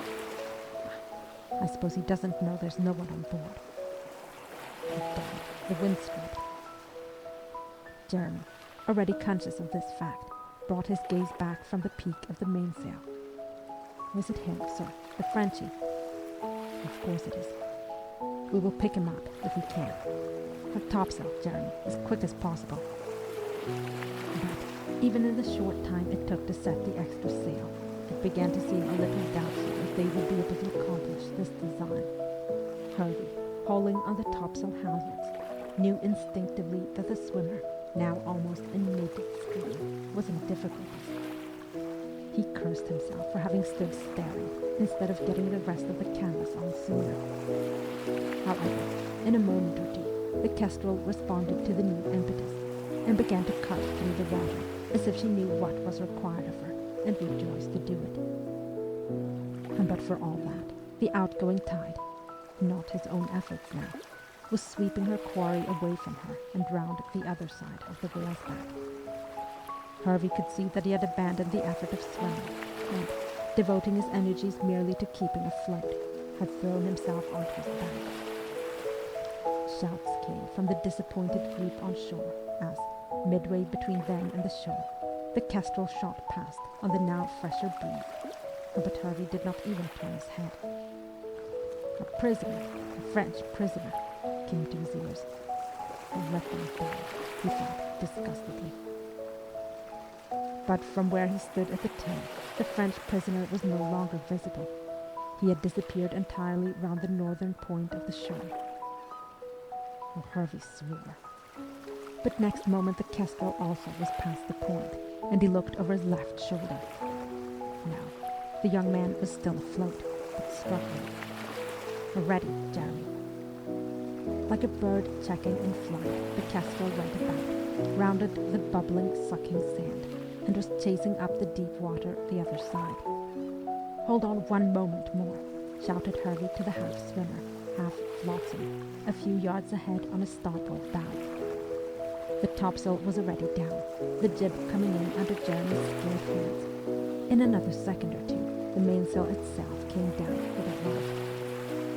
Even then, as was almost inevitable, they overshot him a little, but he had enough wits left in him to understand what was happening, and as the big boat glided by, he made an effort to fight her wash and get alongside. Leaning over, Hervey threw him a rope, and, rather to his surprise, the young man compassed a few painful strokes and seized it as it trailed past him. "Excellent," shouted Hervey. "Hold tight now." And he began to haul in. The kestrel's way was spending itself. In another moment or two she would be stationary, except for the tide. And only just in time, too, thought Captain Barrington, as hand over hand he pulled in the rope, not very fast, for fear of jerking it out of the hold, whose only strength lay probably in its desperation, and which was, he saw, a one-handed hold to boot. And no, I don't think you need go overboard, Jeremy, for that mariner already had his coat on. Hold on to the slack of this, so that I can use both my hands to get him in. And we must be careful that we don't overset in doing it. Here we are. He was alongside, yes, sodden and panting, and exhausted almost to the point of unconsciousness. And but as Hervey leant over the side to clutch him, the half-closed eyes under the plastered, dripping hair, opening, met his, and into them shot the next instant such a look of horror and aversion as turned Hervey cold. "And you, no," gasped Raoul de Sabliad, loosed his frantic grip of the rope, threw up his arms, and went instantly under. Half-stunned though he was with the shock of it, Hervey made a quick mechanical grab at the disappearing body, but in vain. The next second a resounding splash announced that John Jeremy, for once not waiting for orders, had entered the estuary, and John Jeremy swam like a porpoise. "Wait till you see where he comes up," said Hervey quietly. He was very pale. In another moment, something reappeared a few yards away, something that now had no more volition of its own than a drifting spar. With half a dozen powerful strokes, Jeremy reached and secured it, and was shortly treading water alongside, holding the inert head and shoulders out of the water, while the rest of the lad's body showed a disposition to be sucked under the cutter's keel. Will this, or whatever it is, hold, I wonder, muttered Hervey, twisting one hand into something white, fastened across the almost bare breast by the scarf. Oh yes, I think so. Now, 1, 2, 3. A heave, a jerk, a grab at the trailing legs, a certain tilting and rocking on the kestrel's part, a moment's uncertainty and balancing on the gunwale, and Captain Barrington had brought his prisoner back again. Part 3, Chapter 6. Revenge and Hervey Barrington. Quote, "The consciousness that his sentiments were just and his intention kind was scarcely sufficient to support him." End quote. Rasselas, Chapter 17. By the time that John Jeremy had scrambled on board once more, shaken himself like a huge Newfoundland, and come flooding aft, his master was no longer occupied in treating the rescued man as a case of drowning, but was listening to his heart. "Oh, I'm sure he cannot have swallowed much water in the short time he was under," he observed, looking up at his henchman. "He has only collapsed from exhaustion, I think. All the same." He glanced down again at his recovered captive.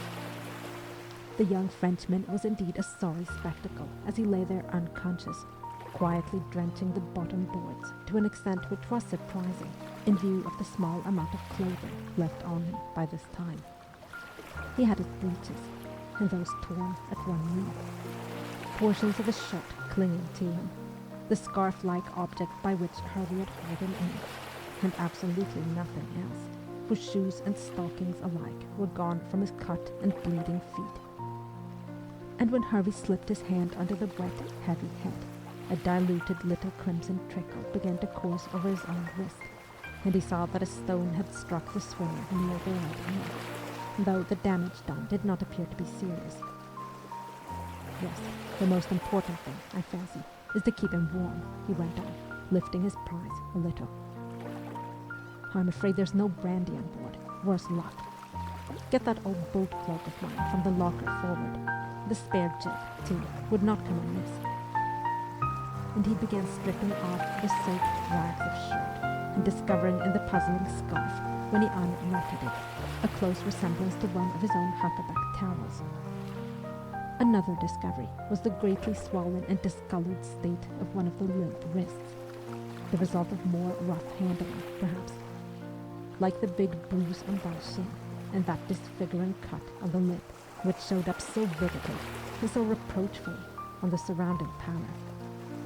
And those marks had not been the work of an exotic rabble who scarcely knew what they were doing. "Oh, I take it, sir," observed Jeremy, handing him the boat cloak, "or that you don't intend giving him up to them Willises." "I do not," replied his master shortly. He finished wrapping up his capture, rose to his feet, and looked across to the other shore to see if the individuals in question were still watching and still expectant, and to find, somewhat to his astonishment, that he could not see the shore and farmhouse at all. The kestrel was so near the shore that the bulk of the careened schooner entirely blotted them out. At this discovery, a very unexpected idea came to Harvey Barrington, and he demanded of Jeremy whether at the actual moment of getting the Frenchmen aboard they had been screened by the schooner as they were now. He could not himself tell, since his back had been towards her all the time. "I see," replied that mariner, and he was.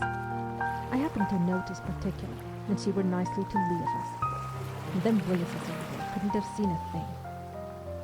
Or don't you want him even to know, sir, in a manner of speaking, as we pull them out?"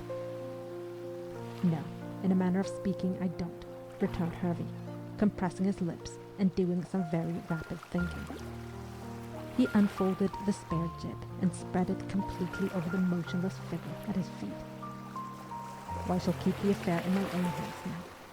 Get the sails up, and we will stand over to the other side, or within hailing distance, that is, and tell those savages that the French prisoner sank before we could get to him, sank under our very eyes and did not come up again, and that, as the tide is running out fast, it is not likely that his body will ever be recovered.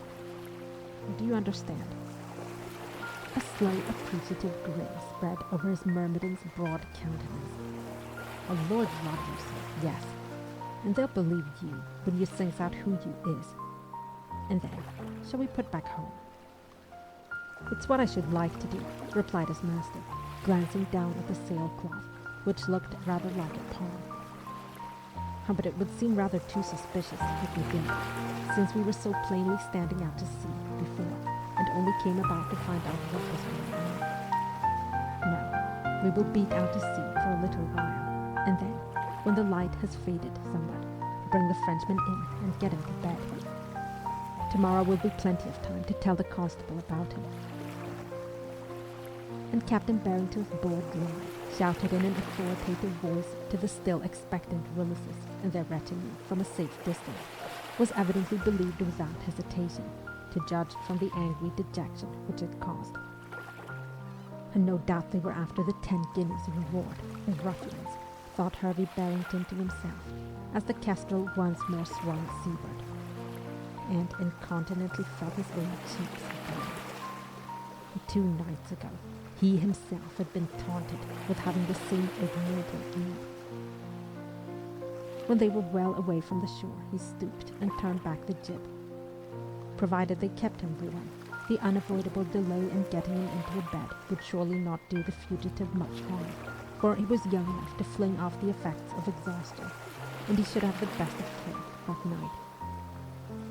But when the sail was worbed round, Harvey was uncomfortably startled by the aspect of the face at his feet, so desperately white and pinched against the folds of the boat cloak. And by gad, what a fool he was.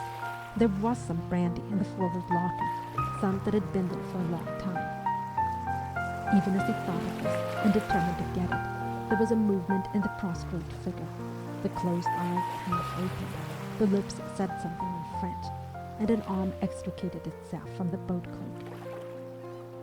"Oh, come and take the tiller, Jeremy," called Captain Barrington, "and keep an eye on him. He's coming too." And he himself went quickly forward to the little cuddy and hunted for the brandy bottle.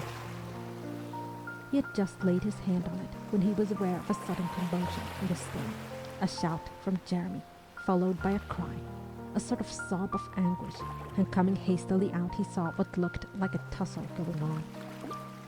Amazed and angry, he hurried aft. But whatever had been happening was over when he got there, and Raoul de Sablière, freed entirely from the boat cloak, now lay in a huddled heap at Jeremy's feet. "What on earth have you been doing to him?" demanded Hervey sternly, stooping over the thin, bare shoulders. "Oh, nothing, sir, but pull him back," replied Jeremy earnestly. "He come to, like, and look round, and seem to see where he is. And then I think he sees you, sir, and he gives himself one heave, and gets himself half over the gunwale before I knows what he's about. And so I catches hold of the nearest bit of him I can grab, and pulls him back. And what else was I to do, sir?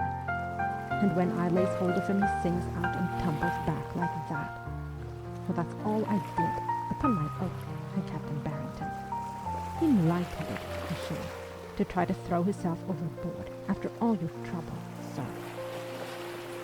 Well, light-headed. If so, his resolve to fling away his life rather than return to the prison ship was all the more innately steely. This was the second, no, the third attempt. Decidedly, it had been no figure of speech, that threat.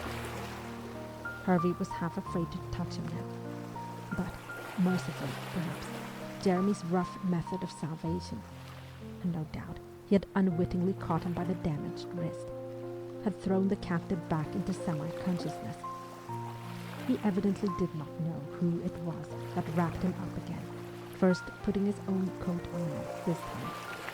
But the pain of having his injured arm slipped, however carefully, into the sleeve, made him catch his breath sharply. Laisse-moi, tu me fais mal, he said indistinctly, and without opening his eyes. Hervey buttoned the coat over him and put the brandy to his lips. "Just drink this," he said persuasively. "Je voudrais être tranquille," murmured the young man. His voice died away. He could swallow, however, and Hervey got some brandy down his throat and rearranged the seam under his head. Oh, good God, what a wreck the boy looked. 2 days had done it. 2 days without food, and no doubt, since he had no money, without shelter, almost without clothes. And was he to be handed over to justice tomorrow in this condition, thrown into the lockup at Stowey in the company of drunken and quarrelsome mariners and masterless men? Hervey rose from his knees and sat down by Jeremy in the stern sheets, and in a low voice bade him listen to his instructions. As he had so successfully drowned the fugitive, he proposed to keep him drowned a little longer. Bates, the constable, would be only too glad that Captain Barrington should look after his lawful charge for a few days, until the latter recovered from his immersion and exposure. He would see Bates tomorrow and make that right with him. The rabble at the waterside farm would be dispersed by now. If not, he must run the risk of their discovering his trick. "So, we will stand in at once, Jeremy," he concluded, "and get home as soon as possible. No, I'm afraid, by the way the wind has dropped in the last few minutes, that we shall not make Fairhaven very quickly." He was right. By the time they had worn ship and gone 5 minutes or so, at no great speed, upon their homeward path, the breeze had still further died down, and they were barely moving over the water. And as Hervey now became aware, shivers were running over the figure at his feet, half conscious or asleep, though it seemed to be. and there was nothing further that he could wrap round him now. "Oh, we cannot waste time like this," he said in an undertone to Jeremy. "We must get out the sweeps and pull in." A look of dismay crossed that individual's countenance. "And don't you remember, sir, as I took him by your orders last week to have him repaired, and t'ain't done yet." "So you did," said Harvey. "What a misfortune." He bit his lip. "We're making some headway, sir," said the steersman consolingly. "And likely when sun sets, we'll get a breeze." "Yes," said Harvey. "But meanwhile..." After a second's hesitation, he knelt down, lifted Raoul de Sablière into his arms, and sat down on the bottom boards with him across his knees, holding him close to see if the contact would warm him, and praying that he would not open his eyes and recognize him. His prayer was heard. After a while, too, the young man ceased to shiver. He even buried his face in silence against his enemy's shoulder. And so the kestrel dawdled homewards under the hues of coming sunset, and Harvey sat with his victim's damp head against his breast, and wished his work undone, and despite a mocking voice that whispered to him, "You've grown deuced squeamish all of a sudden." Yes, that might be. But he had been deuced brutal first. And all because he had been made to feel ridiculous. And that did not seem to matter now. And since the masquerader had paid dearly enough for his mummy, and he himself turned with so much disgust today from his own figure as memory showed it to him, he resolved, looking down on that brine-tangled hair, that he would write to the transport office and try to get the boy's case investigated. For it seemed to him that behind the two desperate attempts of the last hour to be done with life, there did really, perhaps, lie some great injustice suffered. And if that were so, the authorities might be persuaded to order him back to the lesser hardships of a land prison. How truly Harvey Barrington had done with revenge. But his revenge had not yet done with him. By this time, his position had become somewhat cramped, but when he shifted it a little, the head on his breast moved too. "Are we nearly there?" suddenly asked its owner in a dreamy voice. And as Harvey hesitated, not knowing what to reply, Raoul went on. "Oh, surely we're off the coast of France now. We've been so long at sea. Oh, let me look." And he made an effort to raise himself. No, lie still," said Harvey, involuntarily tightening his grasp. "Oh, all is well, and you will soon be where you wish. God forgive me," he added, mentally. Raoul gave a long sigh of contentment and fell back again. But after a moment he went on, rather less clearly. "You're very good to me, to take me after all, now that I have no money. But I will pay you somehow, never fear. A man is in place, I forget, or two men. They took it all away. Yeah, it is strange," he added reminiscently. "But when I swam out to you, I thought I saw his face in the boat. Am I ill that you hold me like this?" "You had a long swim," replied Harvey, rather hoarsely, transfixed by the fear that he would look up and recognize him.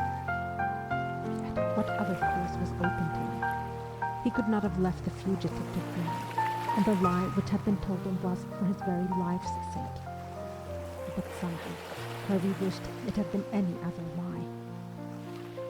Raoul roamed on, less coherently still.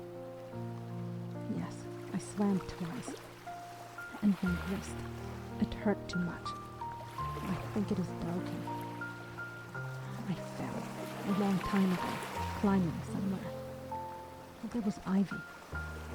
Mais qu'elle m'emporte, maman me guérira." And with these words he relapsed into silence again. Harvey, looking cautiously down, saw with relief that his eyes were shut once more. Saw, too, with a pang to which he could not have put a name, that there was a smile on the disfigured mouth. It would be his task to break that bloom. The trend of this conversation had by now penetrated the mind of John Jeremy, and, bending forward to his master's ear, he inquired if he had rightly apprehended that the Frenchie imagined the Kestrel was taking him to France. And Harvey, corroborating this deduction, impressed on his henchmen the distasteful necessity of keeping up this delusion, lest they should have troubled him with a fugitive, a course which Jeremy cordially approved, for, as he muttered, the lad was a proper wildcat. The after hues of sunset had changed from rose to saffron, from saffron to palest green, and the fair star was trembling over the last bank of cloud in the west before their destination came in sight. The wildcat lay very quiet in Harvey's hold, only babbling now and then in his own tongue of France and of his mother, and occasionally of someone called Lennetreux and the port of Morlaix, but with so much incoherence that it was plain he was half right-headed, and so that it might be hoped he would not yet recognize the trick which, out of sheer mercy, was being played on him. But if he did, how on earth should they persuade him to enter the skiff and be landed? He would certainly jump into the river first, and another immersion would probably finish him off. Harvey cudgelled his brains over this problem, whose only solution seemed to lie in bringing the Kestrel right into the garden steps. He had occasionally done this at high water, though he had all a sailor's dislike of scraped paint. But it was not high water now, or anything like it, though the tide was making by this time. He turned his head and consulted Jeremy. Yes, Jeremy, after serving, thought it might just be possible. Good luck. It was better, he opined, to try it than to risk having the skiff upset. Slowly, carefully, the Kestrel glided toward the steps, and Harvey, who had temporarily laid down the passenger in order to lower the sail, bent rather apprehensively over him to rouse him from his state of semi-coma. "We're going to land you now, but before you go any farther, you must have a good night's rest in the house to which we are taking you." "Nous sommes arrivés. On est vraiment en France," exclaimed the young Frenchman joyfully, and he tried to sit up in the bottom of the boat, Harvey hastily moving out of his field of vision. But next moment he relapsed with an exclamation and put his hand over his eyes. "À la tête en tête, and je le vertige." "Well, shut your eyes then, and trust to me," said Harvey quickly. This was an unexpected piece of luck, and it was without a twinge that he heard the Kestrel's keel scrape horribly over the rocks at the bottom of the steps. "Now, lend a hand, Jeremy." Together they got the half-dazed fugitive over the side and up the steps, by which time it was sufficiently apparent that he was not only giddy, but quite beyond recognizing his surroundings, as Harvey had feared. Clinging blindly to his guide's arm, he followed his instructions with a rather uncanny obedience, and though at the top of the steps Jeremy relinquished his hold in order to tow the bumping Kestrel by means of the skiff to her moorings, Harvey had no difficulty in piloting his charge up the garden by himself. He chose the grass rather than the path, out of consideration for the bare and lacerated feet.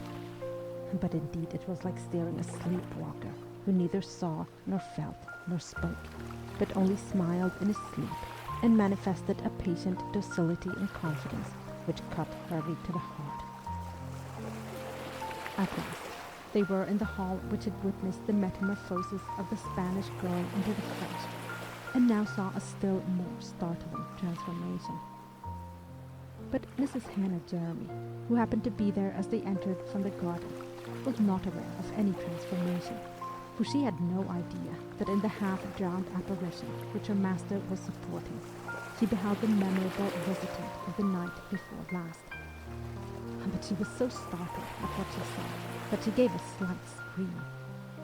"Oh, Lord have mercy," she ejaculated. "What's this? Who is it?" "A traveller," replied Harvey, for Raoul's problematical benefit. "But he's ill. Get the spare room bed ready at once. At once. There's not a moment to lose. Or up with you, and we will follow." One more comprehensive glance did Mrs. Jeremy cast on the two figures, then she mounted the stairs more quickly than Harvey had ever seen her. Much more slowly, and with a great deal of assistance, Raoul de Sablière likewise ascended. But on the landing, just before the 3 shallow steps which led up to the spare bedroom, even the automatic obedience came at last to an end, and but for his captor's encircling arm, he would have crumpled up and slid to the floor. Hervey thereupon lifted him bodily and carried him in his arms over that threshold. Mrs. Jeremy had not quite finished making the bed, so Captain Barrington deposited his burden in the big chair and went to utter a hasty word of warning. I picked him up out of the river, Mrs. Jeremy. He was drowning, had been chased by some brutes with pitchforks. He's the Frenchman who escaped 2 nights ago, and being confused in his mind, he thinks I've brought him back to France, but he understands English perfectly, so be careful what you say. With pitchforks and drowning, have mercy on us, exclaimed Mrs. Jeremy, but Hervey had the impression that the rest of his admonition had gone like wind over her head. As she tucked in the blankets, she took a quick survey of the pitiful figure trailing in the big chair. Lord save us, his poor feet, and his mouth, whatever have they been doing to him? Oh, he must have a hot drink, and I'll pop a brick into the oven. For 1 moment, sir, while I do that. And before Hervey could stop her, she had whisked out of the room. He was so afraid of undoing his successful work that he carefully avoided the neighborhood of the chair and went over to the window. But in a very short time, he was alarmedly aware that the sleepwalker was showing signs of returning animation and of conjecture. He had pulled himself up a little, and, flushed and coughing, was looking round the room. Hervey, guilt-ridden, shrank further into his corner. Raoul passed his hand once or twice over his eyes, and then, to Captain Barrington's great relief, Mrs. Jeremy reappeared with a kettle of hot water in her hand, and the young Frenchman fixed his gaze on her. Their encounter that night had been so brief that Hervey thought it improbable the one-time guest would recognize him. Very businesslike, Mrs. Jeremy fetched a basin and knelt down by the chair. I'm going to bathe these feet of yours, my dear, she announced gently, and Raoul, coughing again, lay back and let her do it. Is Jeremy in yet? Asked Hervey from behind the chair. Or just come in, sir. Dear sakes, here's a nasty cut. As I came up, there was someone at the front door, and I left him to answer it. Oh, I hope to goodness, Hervey was beginning, half to himself, when there came a solid knock at the bedroom door. Obviously Jeremy in person, so his master went out onto the landing to see what he wanted. If you please, sir, there's a sergeant of Marines downstairs. A what? Exclaimed Hervey, thunderstruck. The soldiers, sir, from Plymouth. A sergeant and a couple of Marines. The sergeant asking to see you at once, along with this escaped French prisoner with the ground, him having heard as how you had witnessed the affair, sir. For a second or two, Hervey was dumb. A search party from Plymouth already. He had never contemplated this. A very different business from dealing with a local constable. Marines, he repeated slowly. You did not, I hope. But this was one of Jeremy's bright days. No, sir, he replied complacently. I says nothing, but no doubt Captain Barrington will see you if you'll step inside. We comes from Plymouth, he says, then. Been a-looking for this prisoner since Tuesday. A most desperate character, he says. Escaped from the Ganges prison ship. And then he swears of it, saving your presence, sir, because the man's drowned and all their trouble for nothing. Did you corroborate? I mean, did you say the man was drowned? Asked Hervey quickly. Oh, not I, sir. And for all the sergeant knows, I've been in the garden since morning, a-picking of cabbages. Where is the sergeant? Asked Hervey, his heart sinking lower and lower. We're in the hall, sir. The Marines stayed outside. Seemed to me it was best to let him in, willing-like. Hervey nodded. Yes, you're quite a diplomat, he said, but mirthlessly. I will go down and see you. You did very properly in not committing yourself about the drowning. because now I shall have to extricate myself somehow from that lie. He mused a moment, his hand on the banisters. Well, tell me, Jeremy, do you consider that, with the tide running out as it was, it would sound plausible, especially to a man who probably doesn't know the river now, if I said that though the Frenchman sank, and I believed him drowned, I found him shortly afterwards cast up alive on the ledges? You know what I mean. Why, yes, Captain Barrington, returned Jeremy admiringly, and just about where he would have been.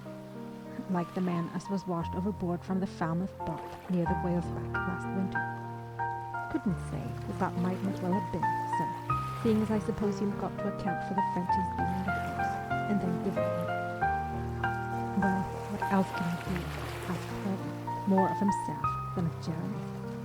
Or what else can I do? Or tell your wife in there the bed will not be needed, after all. She's not to put him in it. But she must find him some clothes, some warm clothes, and she had better bandage his feet before he leaves. And with bent head he started to go very slowly down the stairs. And as he went, he felt that he would sooner be going to face arrest on his own account.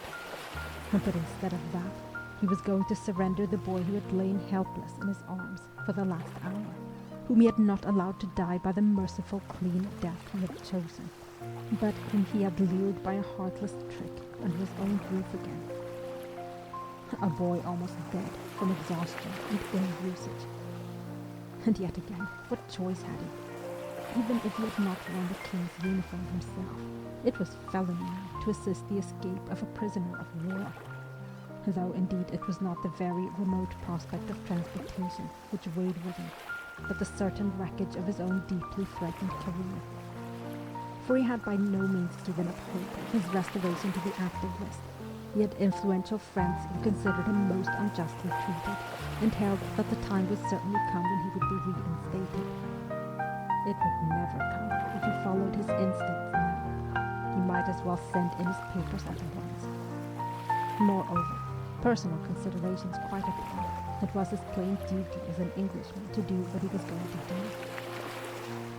Down and down he went, as slowly as an old man. A broken enemy, his victim already, enticed into an elusive security, and then immediately, in cold blood, handed over to what? Pah, it sickened him. But perhaps he could at least prevail on the sergeant to wait for a couple of days before taking the prisoner off, to wait till tomorrow even. The fugitive could not be dragged away tonight. It would be his death warrant.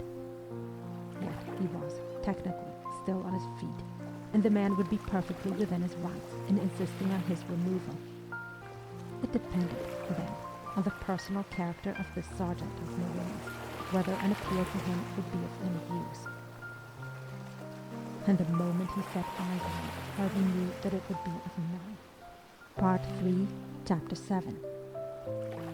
I have the honor to report.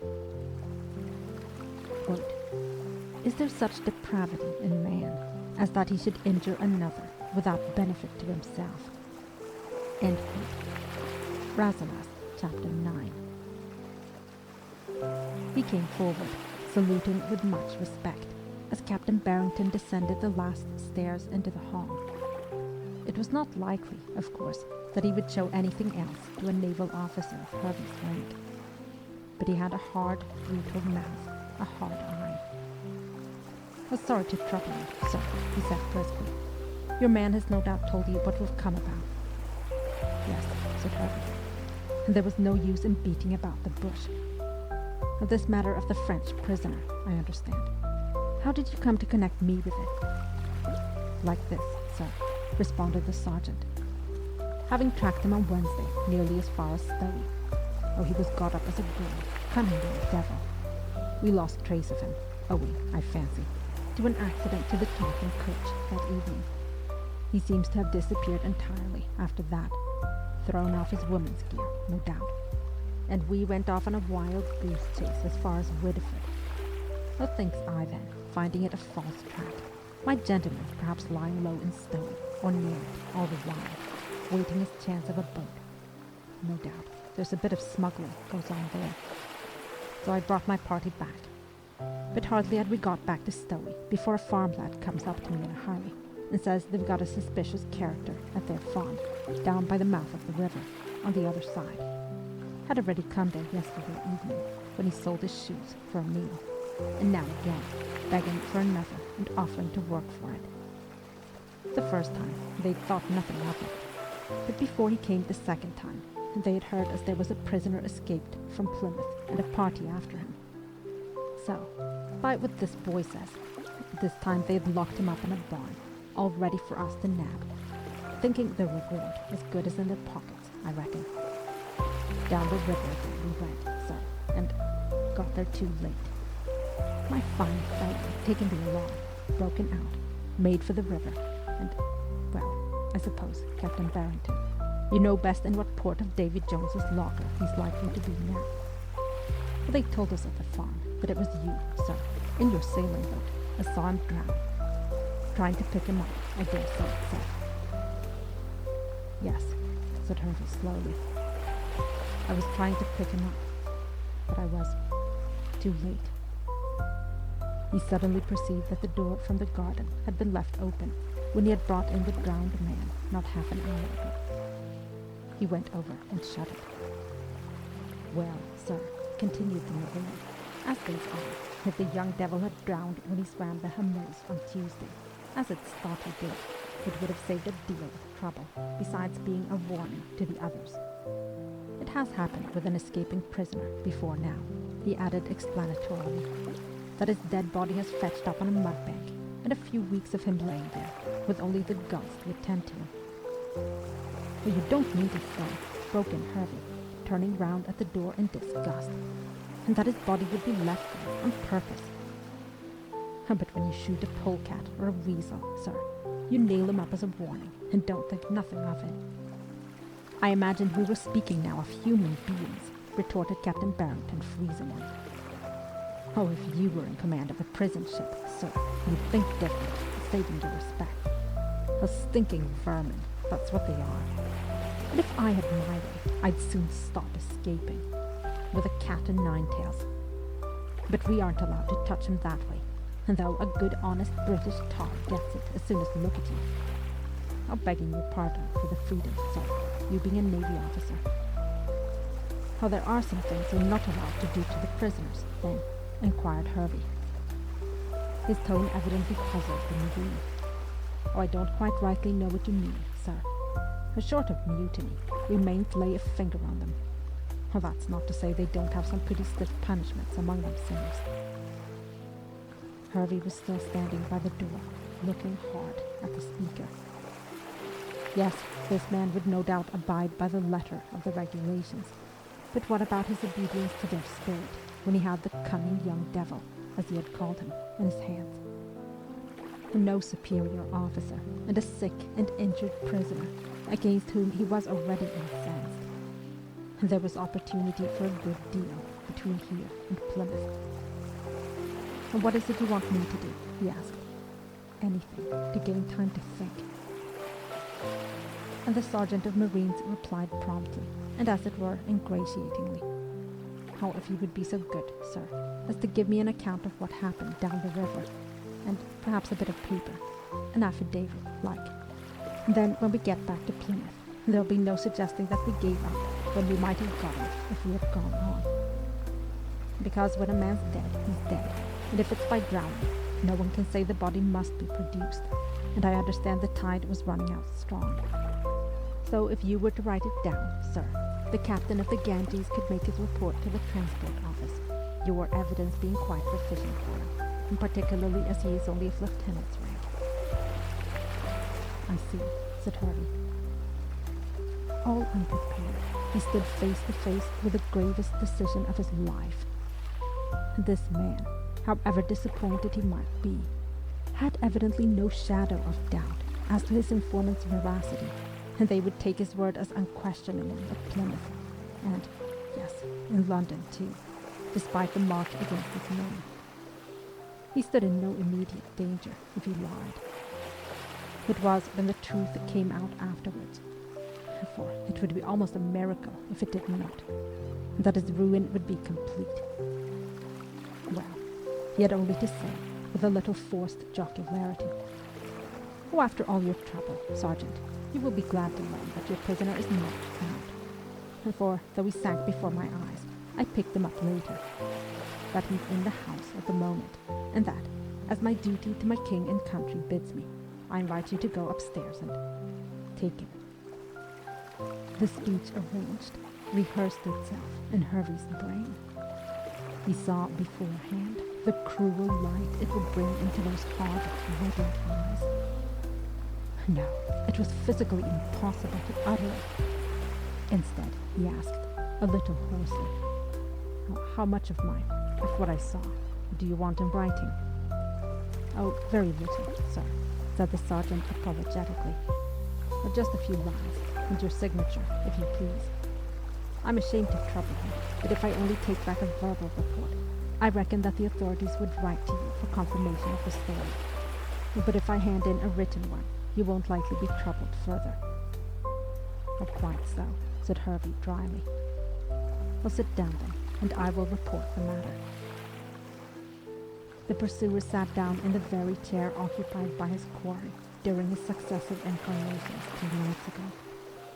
And Hervey Barrington, seizing a sheet of paper from the writing table in the corner, had the honor to report on the death by drowning on the afternoon of August 13th of a French prisoner of war escaped from the Ganges prison ship at Plymouth, which death he had witnessed and signed away his good name and his self-respect, asking himself all the time why he was doing it and unable to find any answer, except that he could not do the other thing.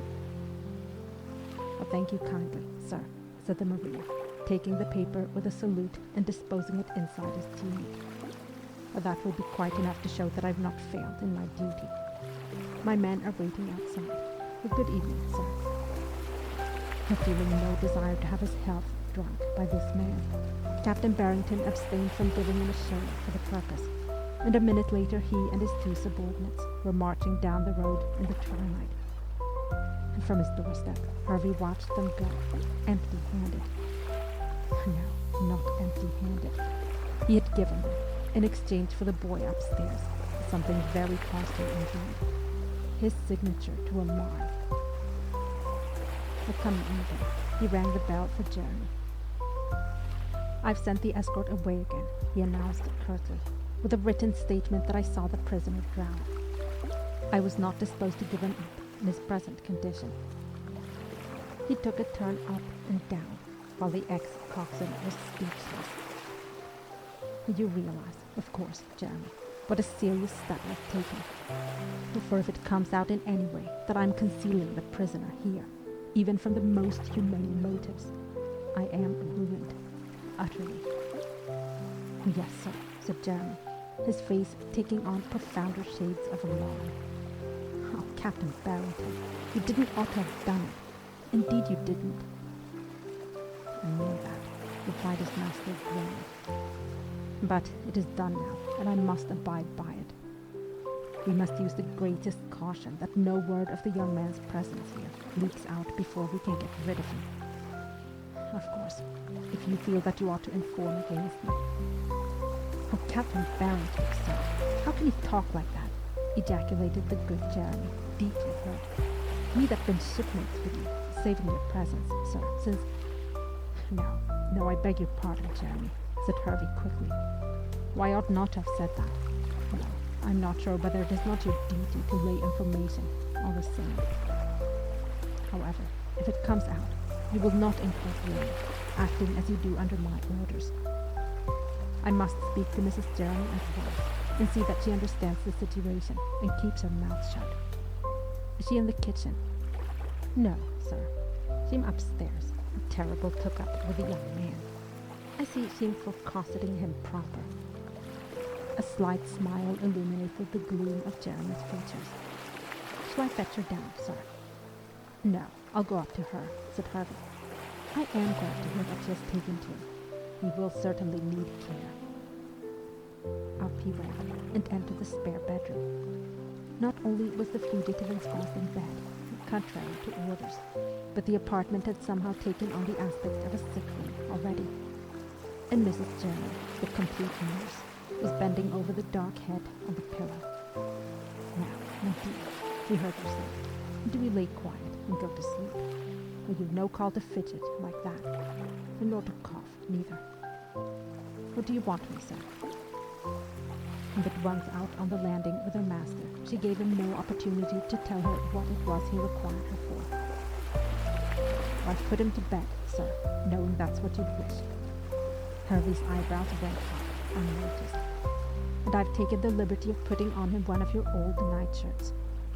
But he's very feverish and restless, sir, and won't touch the good hot milk I have for him. And yet, by the body of him, he's been more than half starved lately. Now, what to do with that wrist of it, I don't know, seeing as he can't bear a finger load on it, and yet—" "Yes, Mrs. Jeremy," interrupted Hervey, obliged to dam at the stream. "But I want first to speak to you on another aspect of this matter. I've got rid of the soldiers who came here after him by repeating, in writing, my assertion that I saw him drown." "Oh, well, sir," returned Mrs. Jeremy easily, "and I'm sure that was the best thing to do. I knew you would send them away." "How the deuce you did!" exclaimed Captain Barrington, staring at the prophetess. "Oh, do you realize what a very grave step?" But for the first time in his knowledge of her, Mrs. Jeremy did not accord him her whole attention while he was speaking. "Oh, there's that nasty cough again," she exclaimed. "Oh, excuse me, sir. I'll be out again in a moment." With that, she whisked back into the room, leaving her employer almost gasping. "Oh, well," he thought grimly, "if I can induce her to bestow half the care in keeping his presence hidden that she's evidently going to lavish on the young gentleman himself, I shall be fortunate." He waited, though he hardly expected her to reappear, but reappear she did, when the sound of coughing within had ceased. "Well, look here, Mrs. Jeremy," said Hervey with determination. "And perhaps I've not made it clear to you that this young Frenchman is the same as he who got out from this room by the window the night before last." "Oh, of course, if you say so, sir," returned Mrs. Jeremy with an air of respectful unbelief. The person who, I'm told, climbed onto the roof." "Yes," reiterated Captain Barrington, "the male person who climbed onto the roof, and who, as you see, injured his wrist over the business. And that person was, and is, an escaped French prisoner from the hulks at Plymouth, and as his presence here, which I have tacitly denied, is strictly illegal, it must be kept absolutely secret, even more for my own sake than for his." "I was never a gossip, sir," replied Mrs. Jeremy with great dignity, and her master answering briefly that he was aware of it, she suggested that he should come in and have another look at the rescued man. But that Hervey declined to do, lest he should be recognized, and the Frenchman tried to climb out of the window again. He had better not enter the room, and only hoped the ex-captain would not remember the room itself.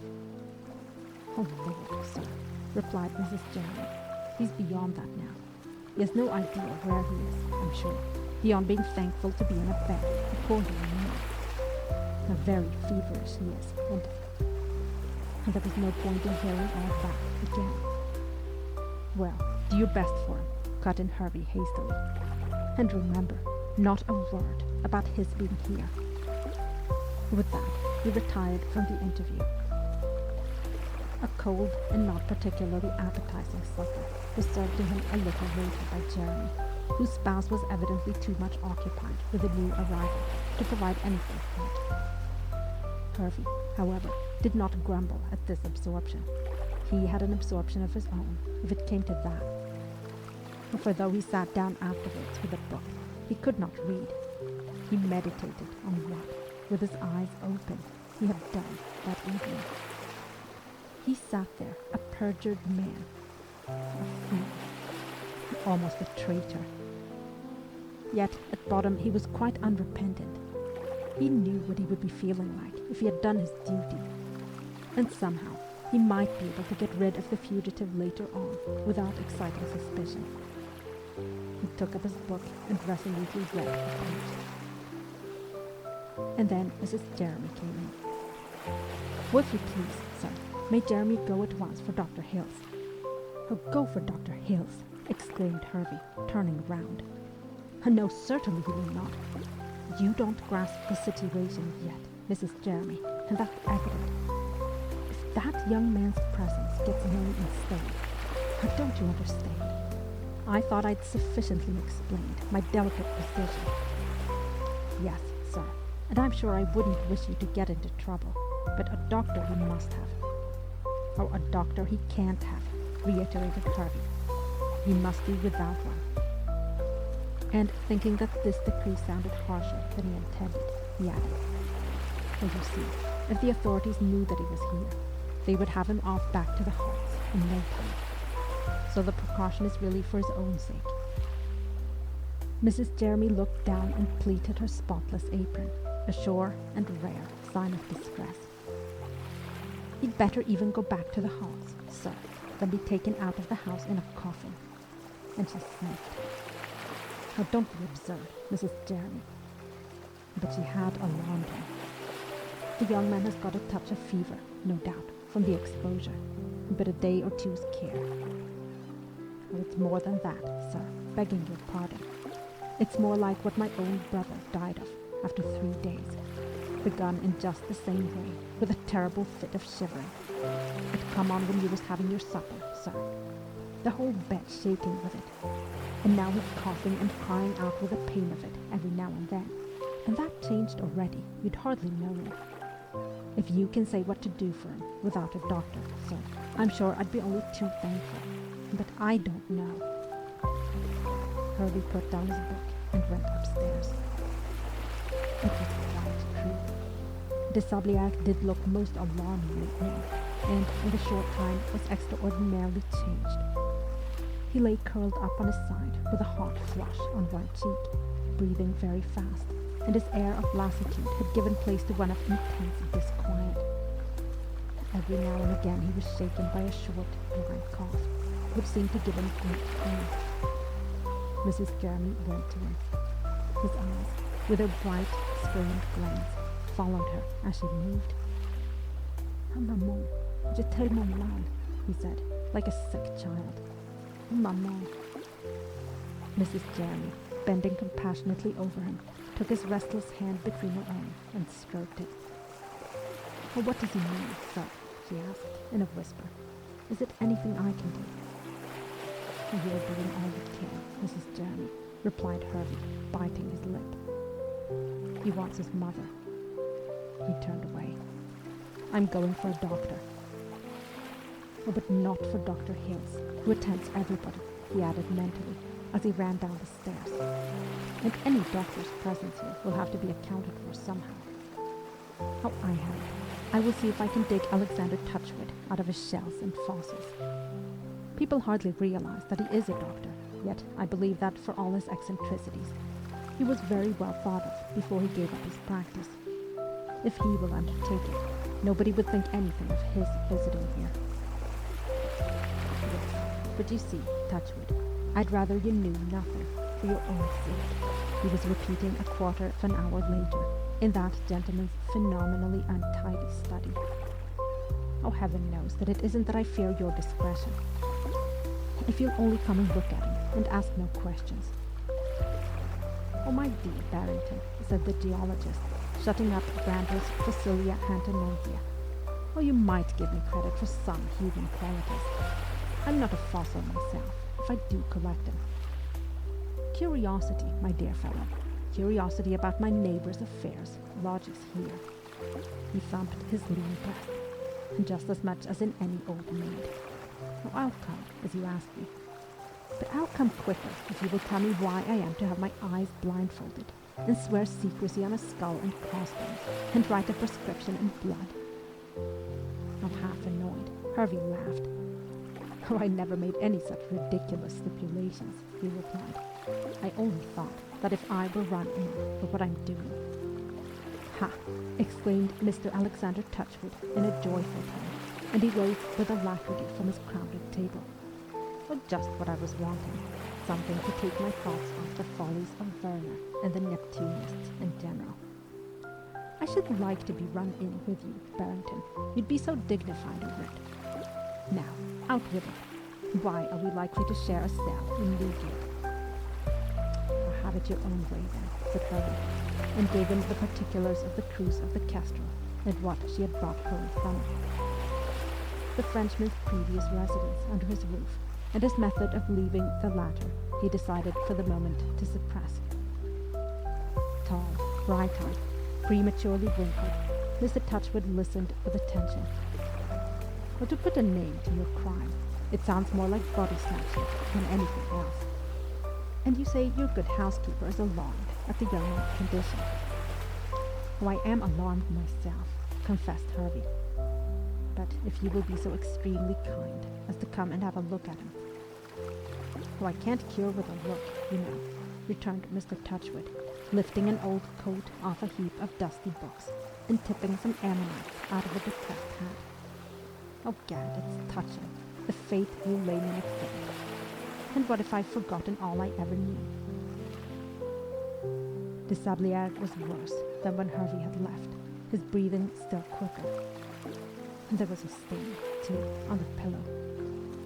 The opponent of Werner dropped his bantering manner the moment his eyes found him, and his face became grave. How this looks as if we had a rock cut out, he observed, in a low tone. At the end of a brief examination, he led Hervey to a corner of the room. Oh, I shall stay the night here, Barrington, if you'll allow me. He was purely the doctor now. Oh, is it as serious as that? Asked Hervey, considerably taken aback. Oh, it is very serious indeed, my dear Barrington, and won't be a short business either. If he pulls through, that is. Of course, he may go off the hooks within the next day or two, but we must hope for a fight. Only he doesn't look. Oh, but you can never tell. What is it? Asked Hervey unhappily. A congestion of the lungs, and a bad case of it. It's only just beginning, too, and poor fellow,